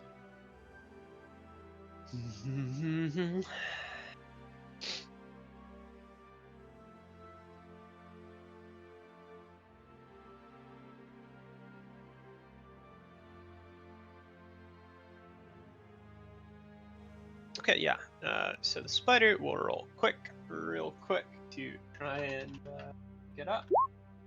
It does. So yeah, it spends a movement sort of just springing up to its feet, and it will attempt to just kind of bite Araga again. So go ahead and roll to defend at -3. Okay. It is unable to pierce through your armor. Nice. It is Araga's turn. You take 2 points again from poison, Okay. and you may attack. Now you do still have advantage because you're flanking it at this point. All right. So I will. Yeah. So Araga just kind of grimaces, and she's probably sweating now as she feels like the poison coursing. But she tightens her grip and she attempts to slam her greatsword down on it again. Okay. Yeah. So you'll be hitting -3 this time. 5. Okay, and that kills it. Nice. She just literally sunders it in half. And then as it like crunches through the whole thing, she'll spear her greatsword into the ground and kind of lean against it as she like looks down at her leg where she's been bit.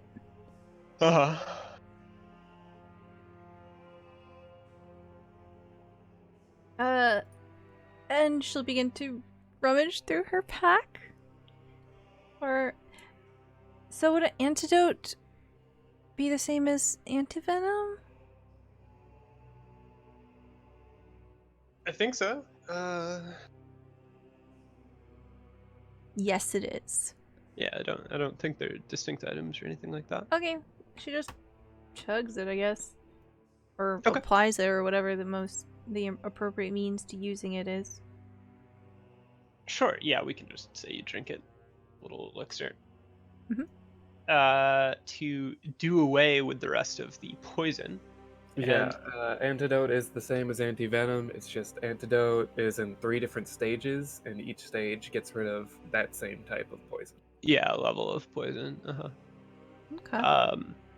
Yep. So the spider is dispatched, and the elf will sheath her sword, kind of look down at the corpse for a little bit, and then look up to assess Araga, and then. Arga looks like she's in the same shape she was before we got some medical attention.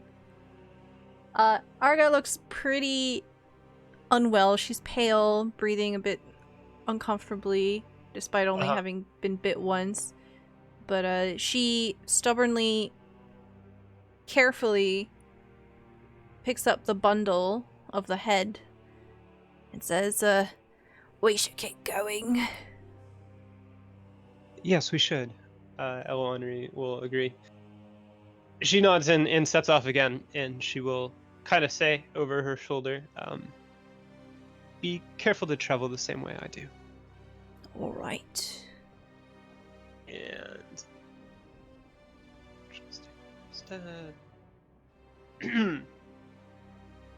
yeah, and the pair of you set off again. As you travel, she will briefly relate that was a trickle sting. They are intelligent spiders, and in fact, often will hunt in groups. She surmises it was probably just a spider that hadn't actually been hunting and tried to just take you as a blessing of opportunity to attack. But they're intelligent and they can communicate with each other, and it was fortunate that there were not more in the area. And you continue on through the dark forest, and over the course of the day it really doesn't get brighter. It stays the same dusk light that only maybe for like an hour or an hour and a half approaches daylight quality, and even that's spotty. And then it's back, same gloom. And that makes it somewhat difficult to tell just how long you're marching for. But the travel isn't as hard as it could be because the elf seems quite adept at finding the most navigable paths through the area, even if that's not quite the straightest of courses. But seeing as you have no real bearing on what direction you're heading or what your endpoint is, that doesn't really matter too much for you.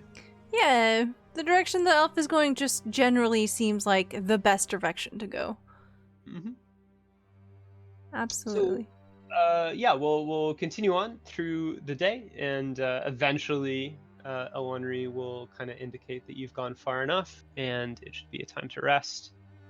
And as you settle down, she'll kind of rummage around in her pack and come out with an herbal cure before beckoning Araga closer.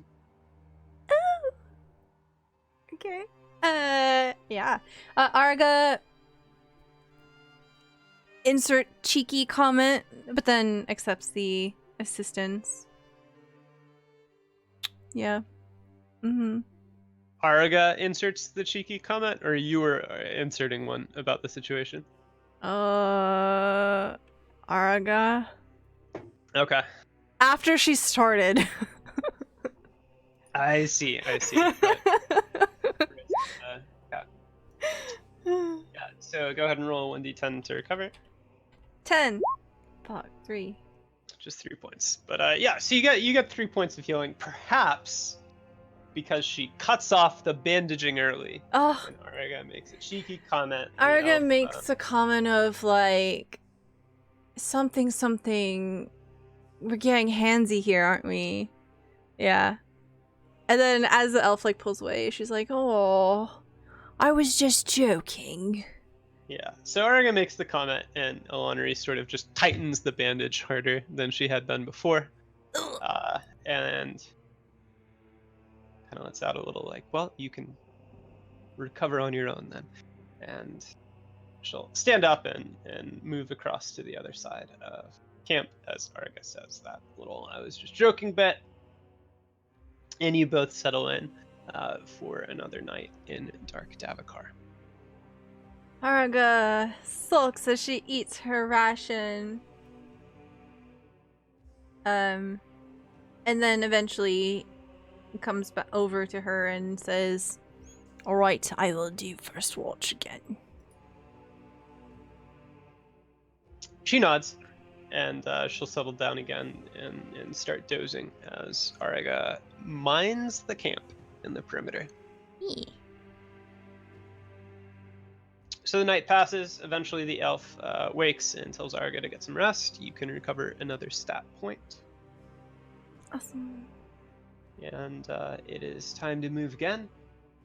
Go ahead and roll discreet at +2 since you did encounter something last time. Oh my god. Fuck. All right, 1d20. Oh, that's double what we rolled before. 2 trickle stings.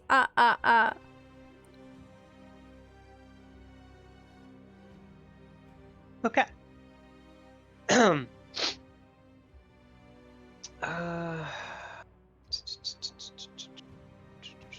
So the day's travel is similar to the last, with Elonri leading the course, picking out a pretty easy travel, but it's a little convoluted, and easy travel in Dark Davokar is still kind of strenuous, nonetheless.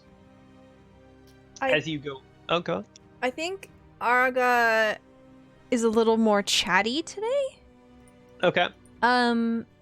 She probably tries to ask questions about the spider, the managel, and the lindworm, and just an overall curiosity of these creatures, especially since she'll like translate across that I hunt monsters. That is what I do. And maybe Elonri doesn't respond all the time, doesn't answer every question, but Arga is very stubborn and she just talks. Undeterred, yeah. So Elonry certainly does not answer every question. It's kind of a grab bag for whether she'll just ignore Arga. But sometimes she does kind of break into a little bit of teaching about this or that. And Arga certainly learns another perspective on some of the creatures and where they come from, why they exist. What were other things she was asking about? She was asking about the Managel, like, what is this thing? Why are we giving it to the Lindworm? That Spider King relationship question mark kind of thing. Right.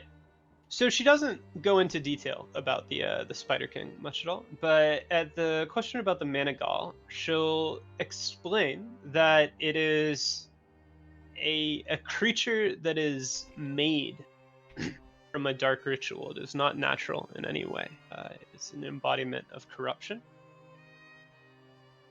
And sorcerers create the Manigal for different purposes, but it's purported to find beings, hopefully to it, beings with corruption, and as it attacks them, it will drain the corruption from them by consuming it and holding the corruption in itself for some unknown purpose. Usually that results in killing whatever it's trying to feed from. Mm-hmm. But she and others believe that the creature was made in the ritual to create it was designed ages ago in Symbar. And she says the name Symbar quite bitterly. It's clearly not something she's very fond of, by the sorcerers of that era who sought to basically create a way to purify themselves and permit them to continue their explorations into magic without killing themselves via corruption. So they wanted to make something that would take the corruption from them, and the Manigal was the result. They're rare and dangerous creatures, and its head would be a fitting trophy for Ost, who is known to collect such relics. Mm-hmm. Oh, I see. During this conversation, well, probably during one of the lulls in conversation, actually, because it's piecemeal what you get. Uh-huh. Elf. Yeah. I imagine it's a conversation that does not come off as eloquently as our Dungeon Master has relayed to us. There's a lot of fishing involved, I'm pretty sure. Yeah, she kind of offers out the information in tidbits, certainly. And after hours of travel, and perhaps one break at least, the pair of you are traveling along, and Elwanry is leading the way. Arga is somewhat more conspicuously following along, when abruptly the foliage to the side crumples as something charges out into the midst of the two of you. And where before had been nothing, now a tall, bloated elk stands between the two of you, and you can see just this black ooze kind of pooling through its fur in places. One of its horns, or one of the stag's horns that emerge from its head, is just seems to be perpetually bleeding this spotted blood. Ew. It looks thoroughly corrupt, and it looks very dangerous, and it looks very angry as it looks between the two of you. Much like before, Mhm. I think Arga's first instinct is to drop the decapitated Monagal head and draw her giant sword. Excuse me. Okay.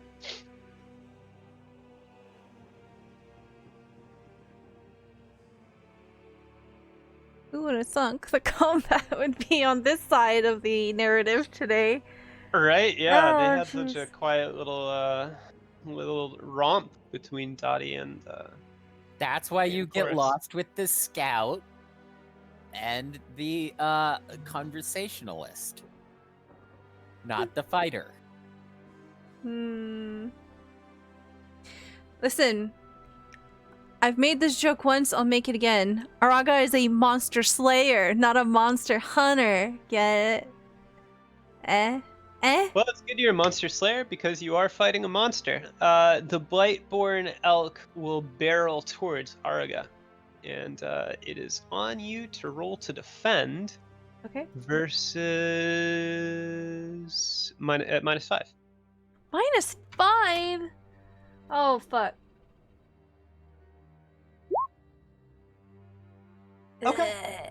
So you do shield 6 points of damage, which is good. But you still take 4. What the fuck?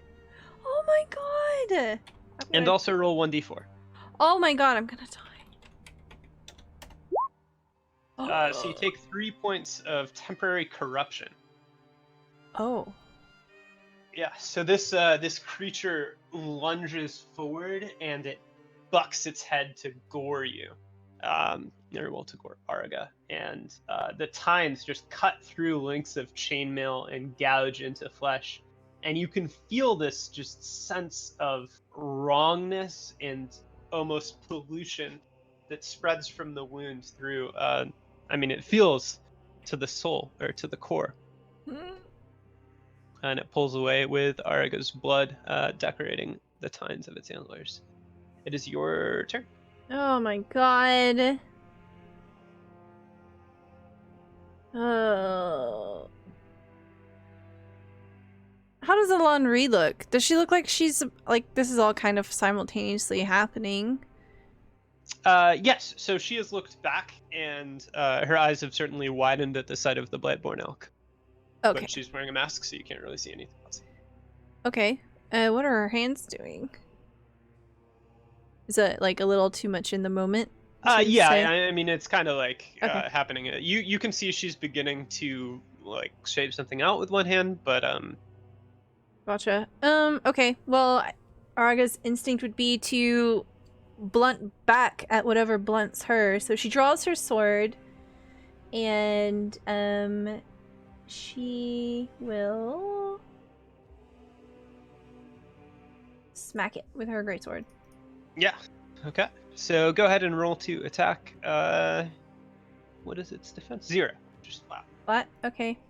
Yep. Fuck. Oh my god. That's not good. So Araga just kind of cleaves the earth, just missing entirely. Mm-hmm. Oh god, I'm gonna die. Okay. So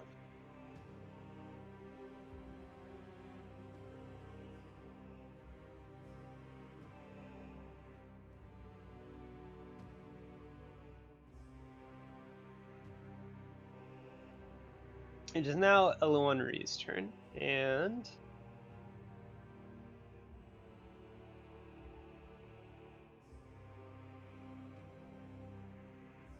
she dips forward towards the fight as it goes on, and she will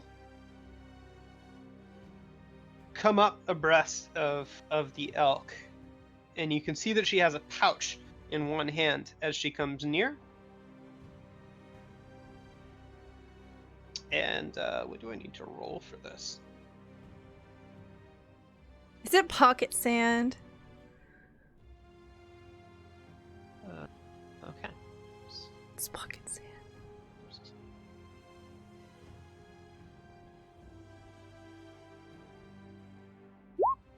Ah, good.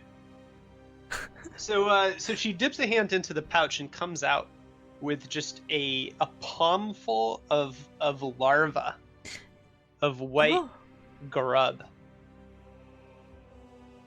And you can see a sort of a faint green light envelop her hand as she steps forward and pushes her bare hand, her bare hand holding the grub into the flank, more the chest of this elk that bucks and roars.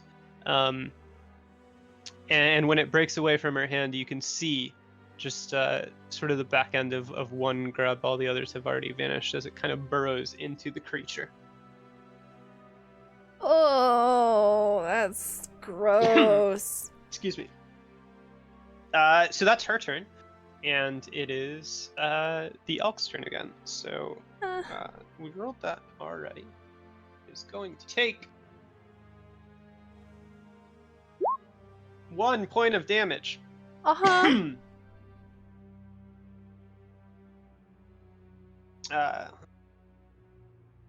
Just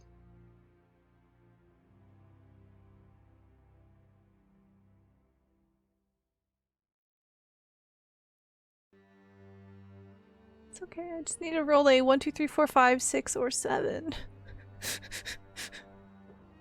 yeah. So it roars angrily and twists about as this magical attack begins to kind of spread through its body, and it will kind of lunge for Henri this time instead of Araga in retaliation for the blow. No, not my hot elf girlfriend. So it attacks at I think +5, right? Yeah. Interior.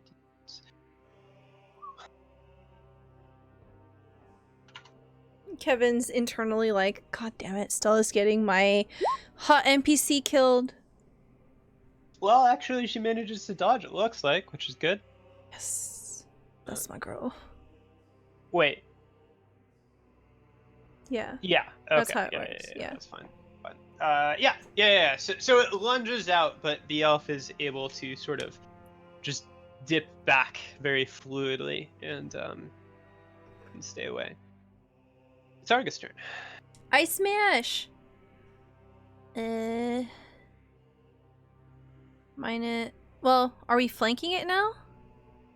Yeah, you're flanking. So you +2. can attack at +2. Oh my god.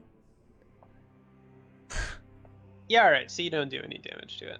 I like spank it or something with my sword. God damn it.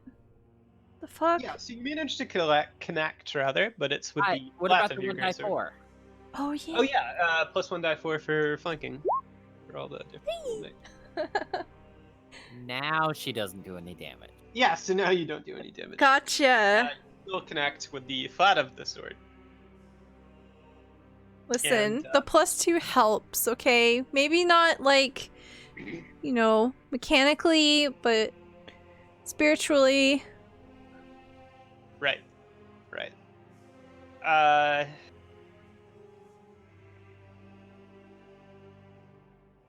So Henri changes as the fight continues, and you can see kind of she tosses her cloak off to the side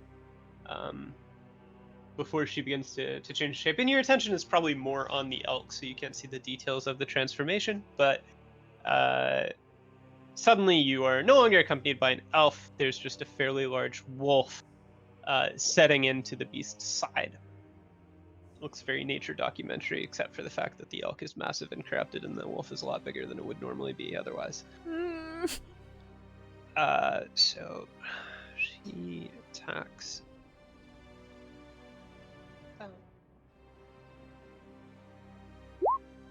Okay, yeah, so she is going to connect, and I need to.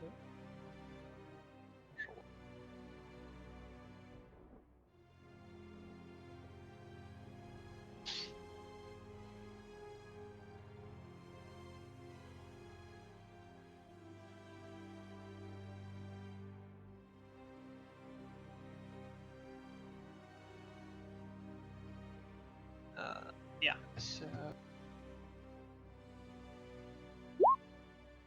Okay, so. Cool.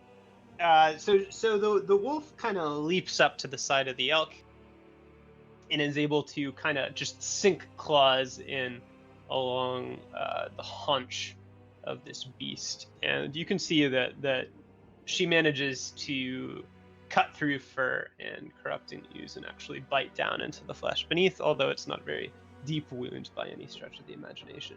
Mm-hmm. And that's her turn. So it is now the elk's turn. We need to roll to see if the old spell keeps going. Oof. And now we just need to see what order this happens.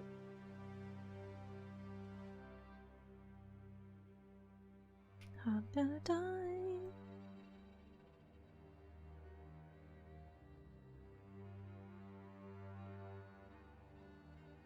I'm gonna die, and Course is gonna be like, it was your fucking fault.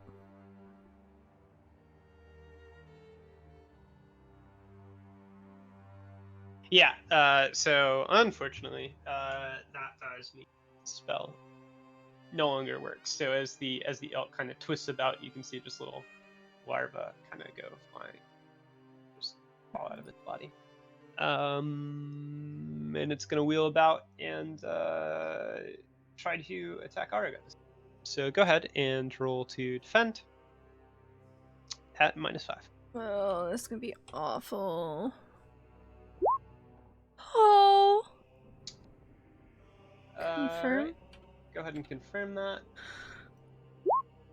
All right. Well, that's good. You don't die, or well, you don't get crit. Maybe you do die, but you just take 4 points of damage. Just 4 points. Just 4. Well, it could be 10. So silver linings. Also roll 1d4. Oh my god. Well, if I roll a 4, I go down. It's not additional damage. This is corruption. Oh, so right. You take 1 more point of temporary corruption, Okay. and it's your turn. Okay, I'm gonna try to get up on my feet. Okay. Is it quick? You haven't been knocked down. Oh, right. Okay. I slam my greatsword. Sorry, I'm freaking out. I don't want to die. It's totally fine. +2.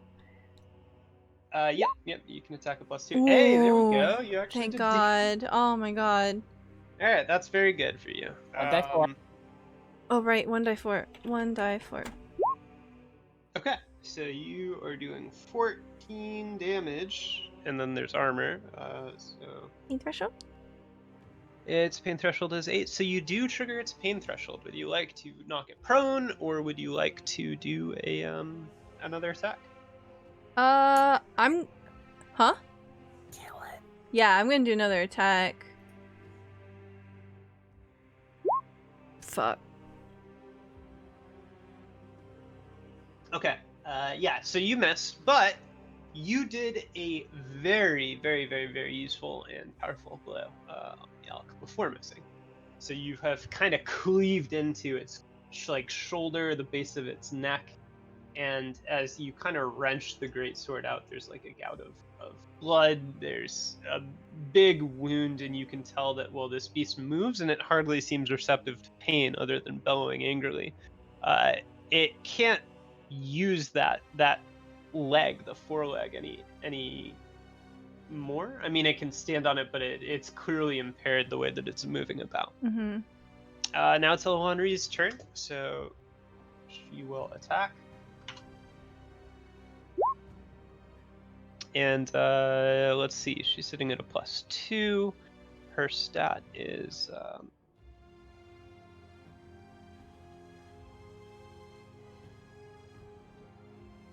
okay, so that does it.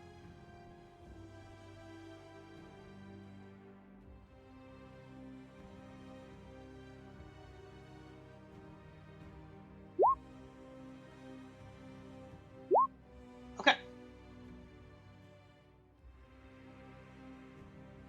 So as the elk kind of twists about to assail Arga, and it connects, and then it kind of meets that blow in return, she leaps up almost bodily on top of the elk, but it's more of a collision to the side, and she'll bite down with fangs into sort of the back of the spine of this massive elk. And you can see that teeth kind of claw in through fur and clamp down, and then there's a crack of bone, and the corrupted elk will crumple to the ground, taking the elf down, kind of to sprawl down on the ground with it. But the elk will spasm and kick at the ground and expire. Ooh, oh my god. I think Arga just freaking stabs her sword down like in its neck to make sure it's super dead. Mm-hmm. And then kind of leans back, panicking, sweating, panting. And she says, "That was a close one."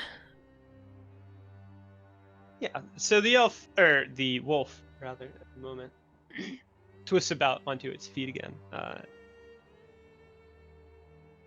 You can see there's kind of this blackish blood just pooling all over the sides of the wolf's jaw, and it's clearly awful tasting because it shakes its head and tries to like spit out as much blood as it can.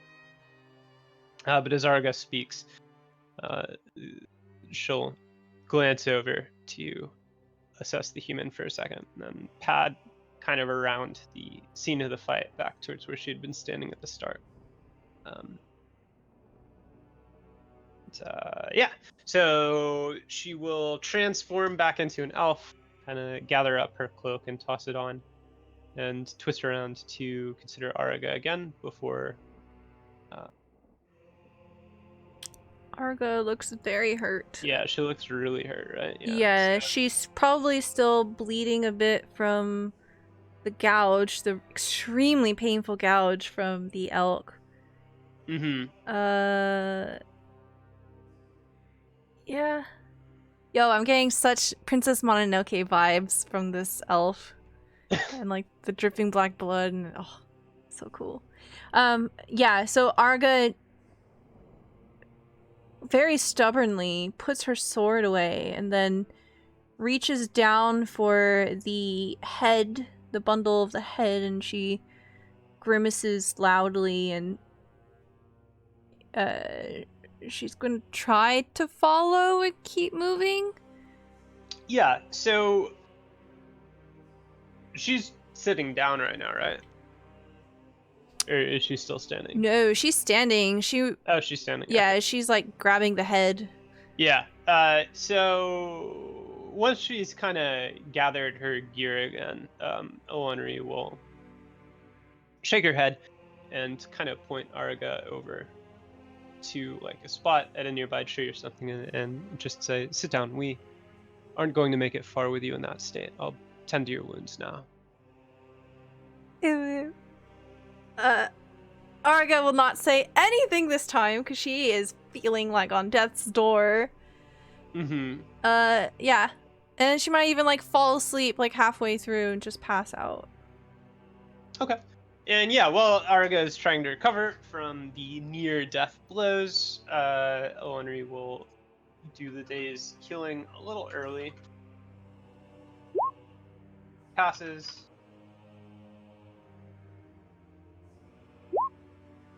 Okay. Hey. Yeah, so you can get 6 points of health back right now from the herbal cure. And a little time passes before the elf kind of shakes Arga awake and says that they need to make a little more ground. They need to cover more ground today before they camp, and that they shouldn't rest near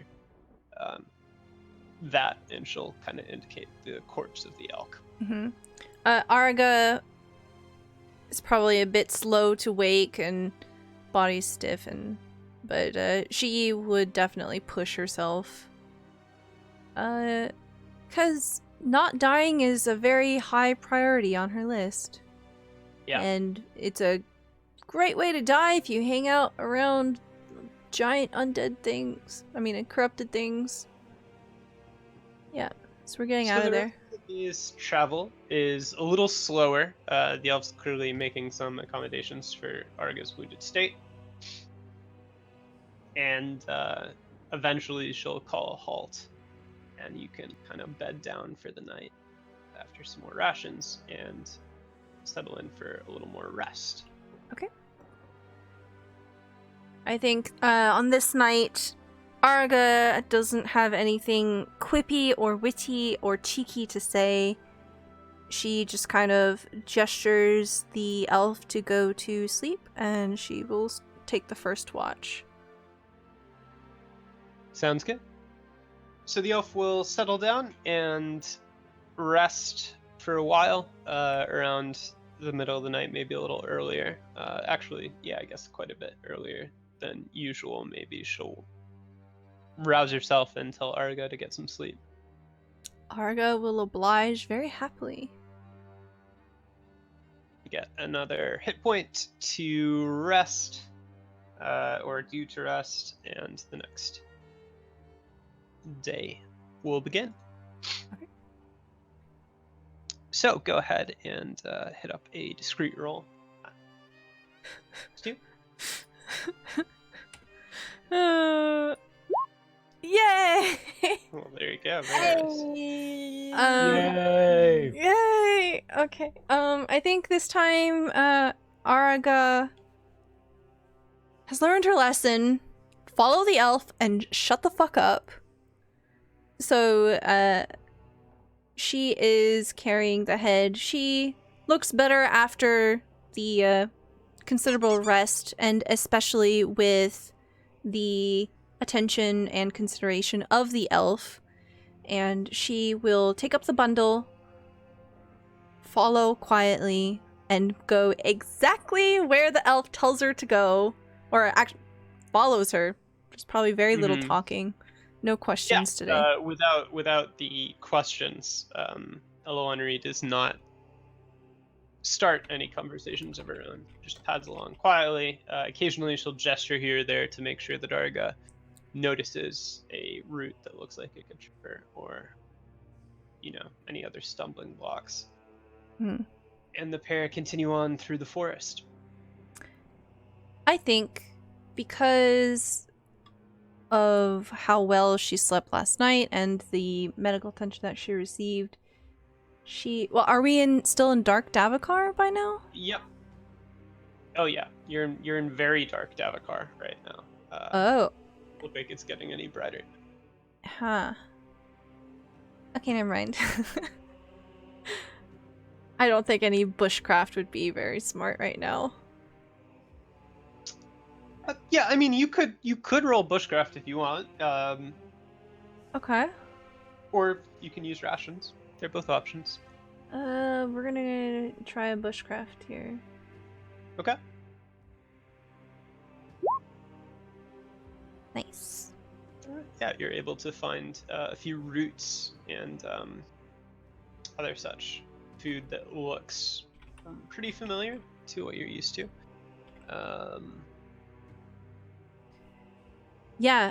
So she finds some roots. She finds some berries, but she remembers exactly what Dati told her before, avoids the poison berries, and goes for a handful of roots instead. Unearths those, and when we eventually set out for camp that night, Arga will actually offer them to Eloanri. Okay. So yeah, you continue on through the gloomy environs, and briefly as you travel, the terrain gets a little rockier. Most of it has been just very thick claying forests and vines and dim lighting, but here and there, just kind of whitish rock breaks through the ground, and you have to scramble here or there to get over it, but it's not enough to really force the forest back. It's just an additional hazard. Mm-hmm. And then it goes back to the normal forested landscape. And eventually you reach a campsite and you'll settle down, and as Arga offers over the scroungings she's found, Eloanri looks a little surprised, but she'll still eat waybread, but she'll kind of take one of the roots that Arga is found, and brush it off a little bit and kind of nod her head, and then eat it. Yes. She might look appreciative. Oh yeah. Chat. We're doing it. We're doing it. Okay. Okay. Cool. Arga keeps her cool way more than I do. She probably smirks a little, but she will eat quietly. Maybe stir up a little bit of conversation. Sure. Very, very carefully inquires about the wolfness. I think she would phrase it like, is it difficult to shift forms? While she's eating, Eleanor seems amenable enough to conversation, at least as much as she has been at any other point. And at the question, she'll kind of shrug a little bit and say, it's not an easy rite, not one that we do casually, or not everyone learns to do it anyway. It's useful, and it isn't harmful if you don't do it too often. Ah. Well, I appreciate you having my back there. That was not an easy fight. A blighted elk could easily fell just about anyone. It could, yes. She agrees. And Can't it would remember, be- did we fight the elk with this character or my previous character who died? You fought regular elk that were infested by glint Gotcha, yep. on this character. Okay, cool. I'm not sure if you guys have fought blighted elk previously. Okay, cool. You might. Sorry, But continue. anyway, yeah. No, you're fine. And she just kind of tacks on, this would be a very pointless detour if you died. Oh, feel the love there. Well, thank you. Do all elves possess this ability? She shakes her head and leaves it at that. Oh, so you're special then. She doesn't necessarily react to that right away, but after a moment she'll elaborate. Only those that choose to learn. Ah. From what I can tell, you are quite talented. She just kind of flatly considers Arga for a few seconds and then Harga has a sort of like sheepish smile, blushing a little bit, smiling awkwardly. The sheep and the wolf. Okay, so like one corner of her mouth is sheepish, the other corner of her mouth is definitely a wolfish grin. How old are you, Arga?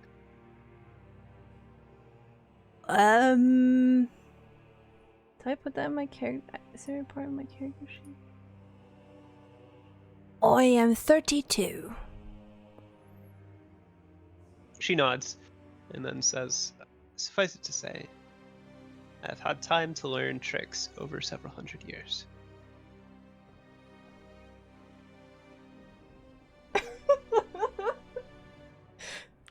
Sorry, Kevin. I do like older women. Oh my god!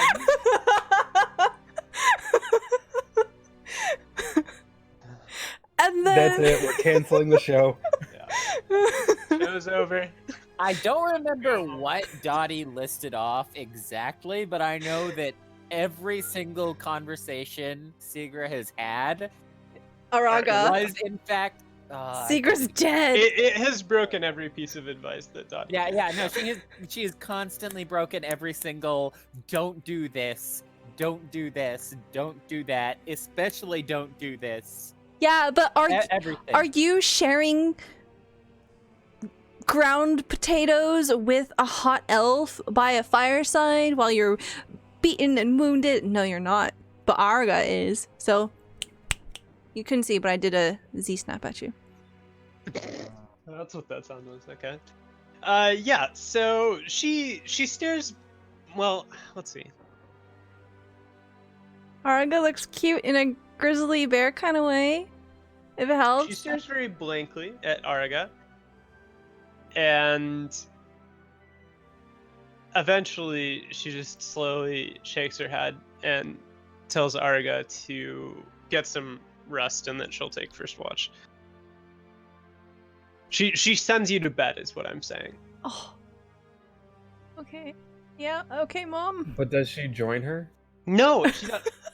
I hate both of you.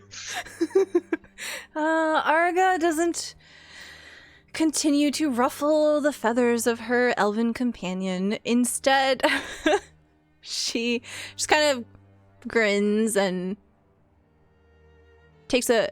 She does the thing where she like... So she's like grabbing the root and then she like... Anime...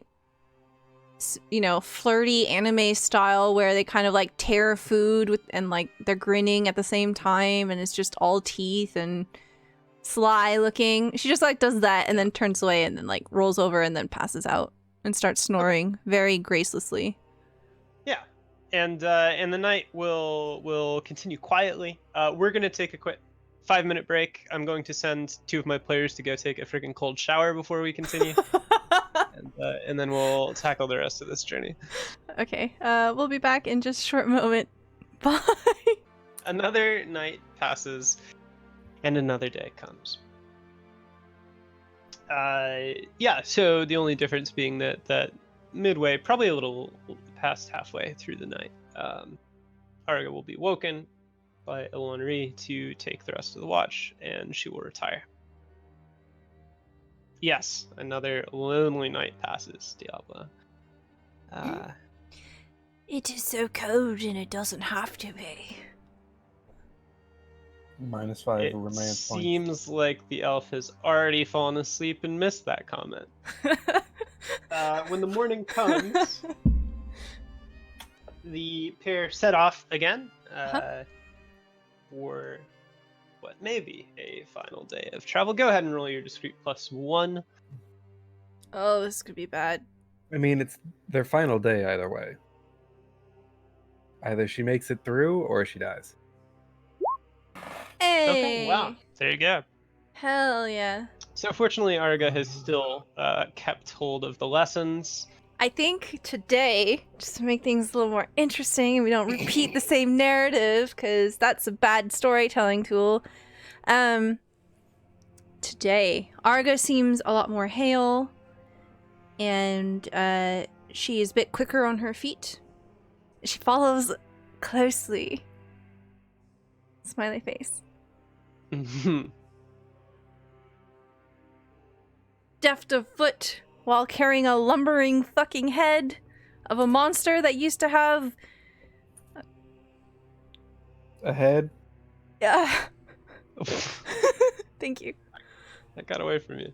Yeah, okay. So yeah, Arga's moving along faster, which incidentally only makes the pace quicken quite a bit, as the elf had been, slow on her account. Mm-hmm. And after several hours of travel, the pair of you come across ruins. It's not immediately apparent where they start because they've been completely overtaken by vines in the forests, but you can see these just blocks of stonework here and there. And as you continue, they begin to gain form. You pass, instead of just a few blocks on the ground, you pass a pillar, and then a few pillars, then an awning that only leads into the sunken ground rather than anything else. And the elf sort of winds her way through and around these various structures before eventually reaching a sunken doorway. And as she pulls vines away from it, you can kind of catch a glimpse that it leads into a structure that is at least not completely covered in dirt. And she'll slip inside and kind of gesture Arga on her heels. Do these ruins Mm-hmm. seem to be the type of ruins of old? Of old, definitely. Okay. Well, goodbye, Araga. I'm trying to decide if Araga has ever been in probably like some really, really minor ones. Maybe like just a few standing stones and stuff. Nothing like dungeon diving. Okay. Yeah, she would follow.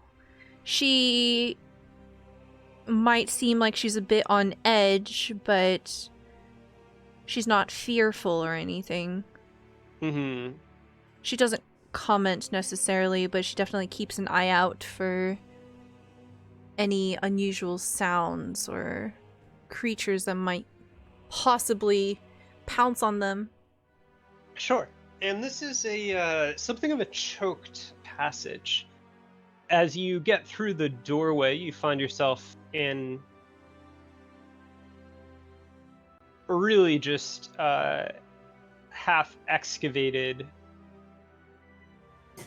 foyer, maybe. I mean, it's so difficult to catch what the purpose of this room would be because it's primarily filled with dirt and rubble and roots from the trees overhead. Mm-hmm. But there is a narrow passage through the center that you could fit through, and that's where Elwanri is going. So Arga follows, and then you reach a hallway, and you can't measure how tall the interior of this structure had been, but now you're traveling on dirt rather than on the ground, and you need to stoop a little to keep from sort of bumping against the ceiling, which itself is overtaken mostly with roots and stone, natural earth that has worked its way into the fabric of the structure. But you continue on, and the dirt continues to recede. So you're on this downward slope through the dark, and as you go further, eventually the elf will kind of produce a torch and light it to illuminate the area. And as you continue, you'll reach the end of this hallway, and for about maybe 10 feet in a sort of semi-circular pattern, this rubble and dirt that you've been traveling on spills out until it reaches the actual ground of a large circular chamber that you've come out to. And you can't quite tell how high it is anymore because the ceiling is certainly it's vaulted, and it kind of escapes from the dome of light that the torch offers. And you can tell that there ought to be passages that lead off in other ways, but they all look choked and closed. And the one that you've taken is the only one that has seen any form of care or cleaning. Mm-hmm. At the center of the room stands a pedestal. There are tiered steps that lead up, between all of them rising perhaps 5 feet above the ground. And on the center there appears to be sort of a plinth, but you can't make out much more detail from where you are. And after kind of lifting the torch and looking this way or that, Elwanri nods to herself and turns back to Arga and quite simply says, "We're here." Arga has been mostly quiet, following. Definitely curiosity in her eyes. This is the furthest, the deepest that she's gone into a excuse me, a ruin of old. And as they come to a stop, she just sort of awkwardly shifts where she has come to rest, and she has the bundle in her arms, and she says, "All right, well, what do we do now?" The elf glances back towards the center of the chamber, and Darga, and she says, "I will open a passage that we can take to return to where we came from. It will be similar to how you managed to follow me, and there's just a little terseness on that particular part of the statement." She gives a sheepish smile and shrugs. "And we will have to hope that your companions are still at the safe house. We've certainly lost enough time to these antics." I'm sure they could manage just fine without me.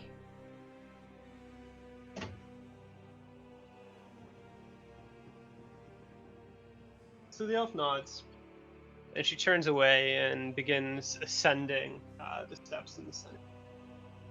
Arga will follow. And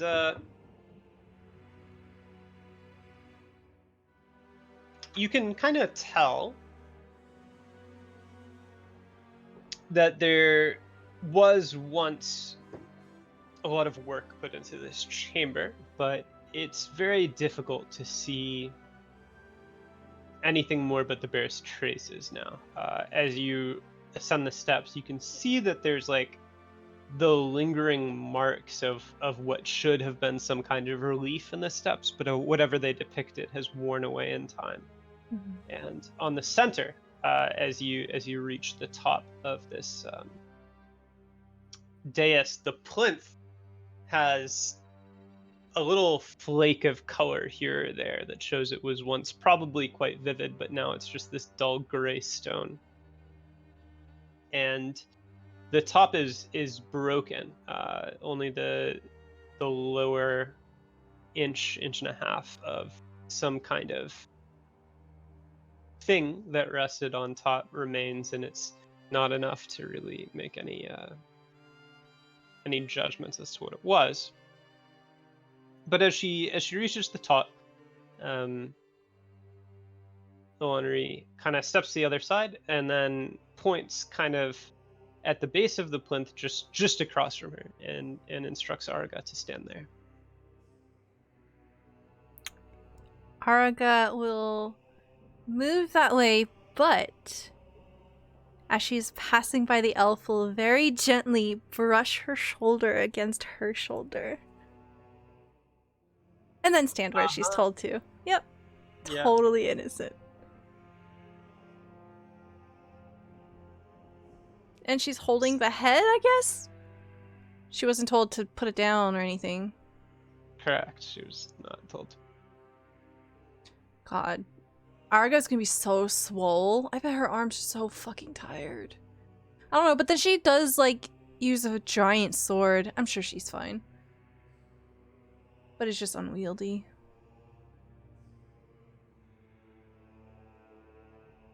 So the elf kind of produces a pouch from somewhere inside of her cloak.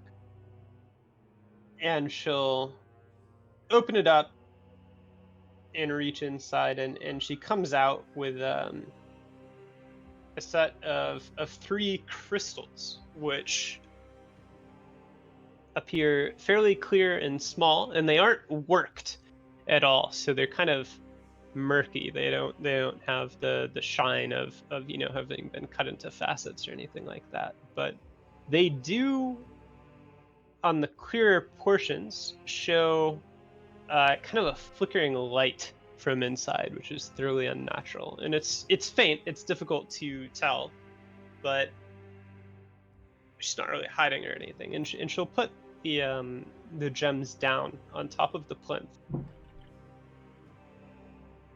and as she does so, she'll utter something in Elvish, which just sounds fluid and smooth and thoroughly unintelligible.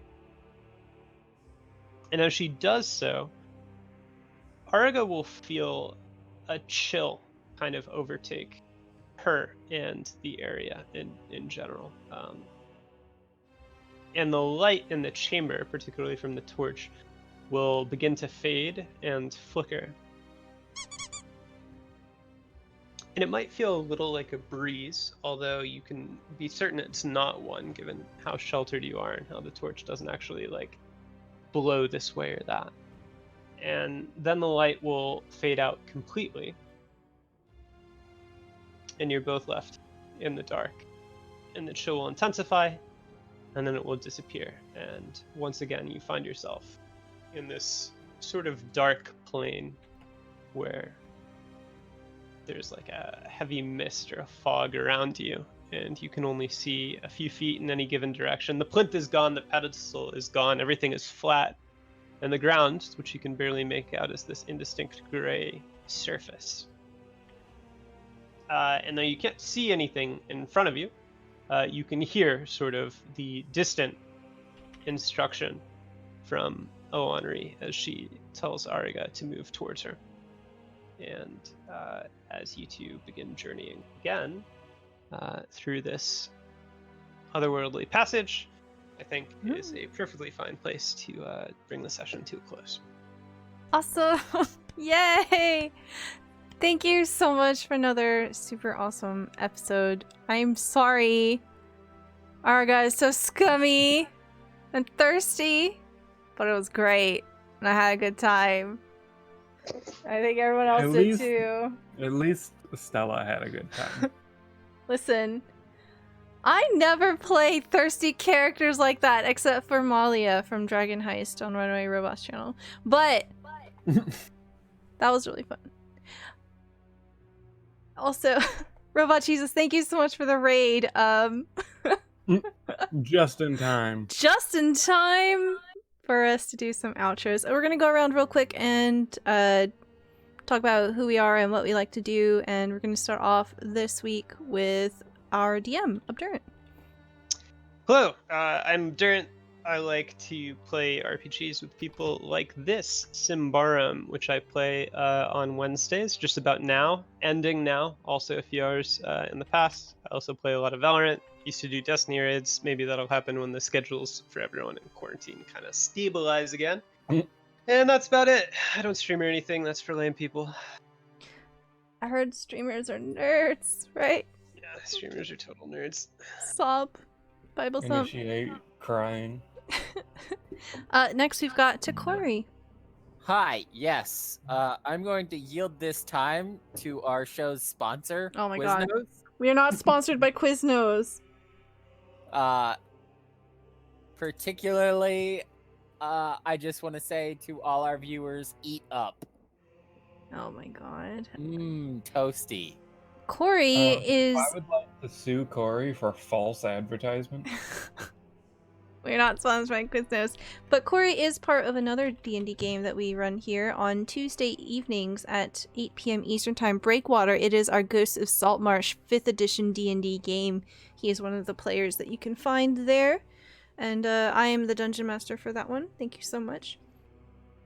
Is that company even in business anymore? LOL. I don't know. I've never been to a Quiznos.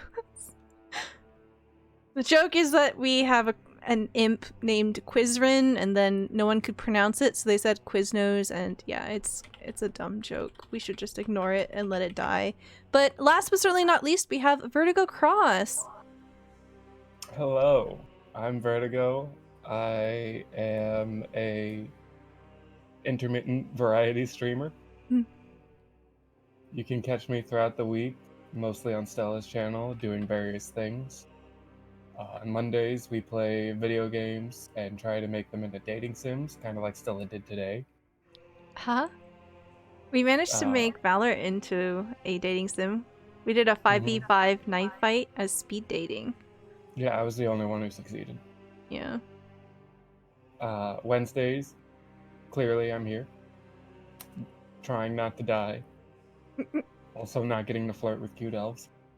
Listen, when you see an elf run away from you, when you're like, heal me, and they go into some mysterious haze, obviously the answer is follow them into the mysterious haze. Forehead? And then for the rest of the week, you can occasionally find me playing various games. Yes. Virgo Cross, his link can be found there in the chat. And if you're new to my channel, hi, I am Stella Luna. We do a variety of things here on this channel. We do various types of TTRPGs. Symbaroum is one of them. We play various types of Dungeons and Dragons games. We actually have a couple of marathons coming up. So if you've ever wanted to play a D&D game, this is, I think, the perfect opportunity to do so. The marathons are one-shots, so you can come on in, have some fun, and you don't have to commit to anything long-term. Long-term. I try to say time and term there. There's a term. Okay. We have Saturday, May 16th, our Dungeons and Doggies Cats and Catacombs marathon starting at 2 p.m. Eastern Time, going all the way till 12 a.m. So it's a 10-hour marathon. That will have 3 back-to-back one-shot adventures where you can play as an awakened doggo or catto adventurer. And then 2 weeks after that, May 30th, Saturday, 12 p.m. till 12 a.m., we have Sci-Fi D&D. We're going to be using the Dark Matter content written by Mage Hand Press, and that is also 3 back-to-back adventures. So if you want to play, the best way to sign up is to head into our Discord. We have our sign-ups there. And we'll give you all the information that you need, and we can play some D&D together. If you don't know D&D, come on in. It's the perfect opportunity. I will teach you how to play D&D. We have D&D boot camp as well. That's a thing. But Quick, say D&D some more. D&D and D&D and D&D. Like that? Yeah, exactly like that. Yes, I nailed it. Woohoo! I hope my mom's proud of me. Stella nailed it, Luna. Yeah. What does D&D stand for? Don't drugs, no. Don't know what? Don't know drugs. Yes. Yeah. Uh-huh. Don't, comma, no drugs. Don't know. Get derailed, Stella. Oh shit. Okay. All right. Yeah. So we're going to go. I'm gonna do my outro stuff, and we're gonna go find someone to raid. So until next time, I hope everyone has a wonderful rest of your evening. Goodbye.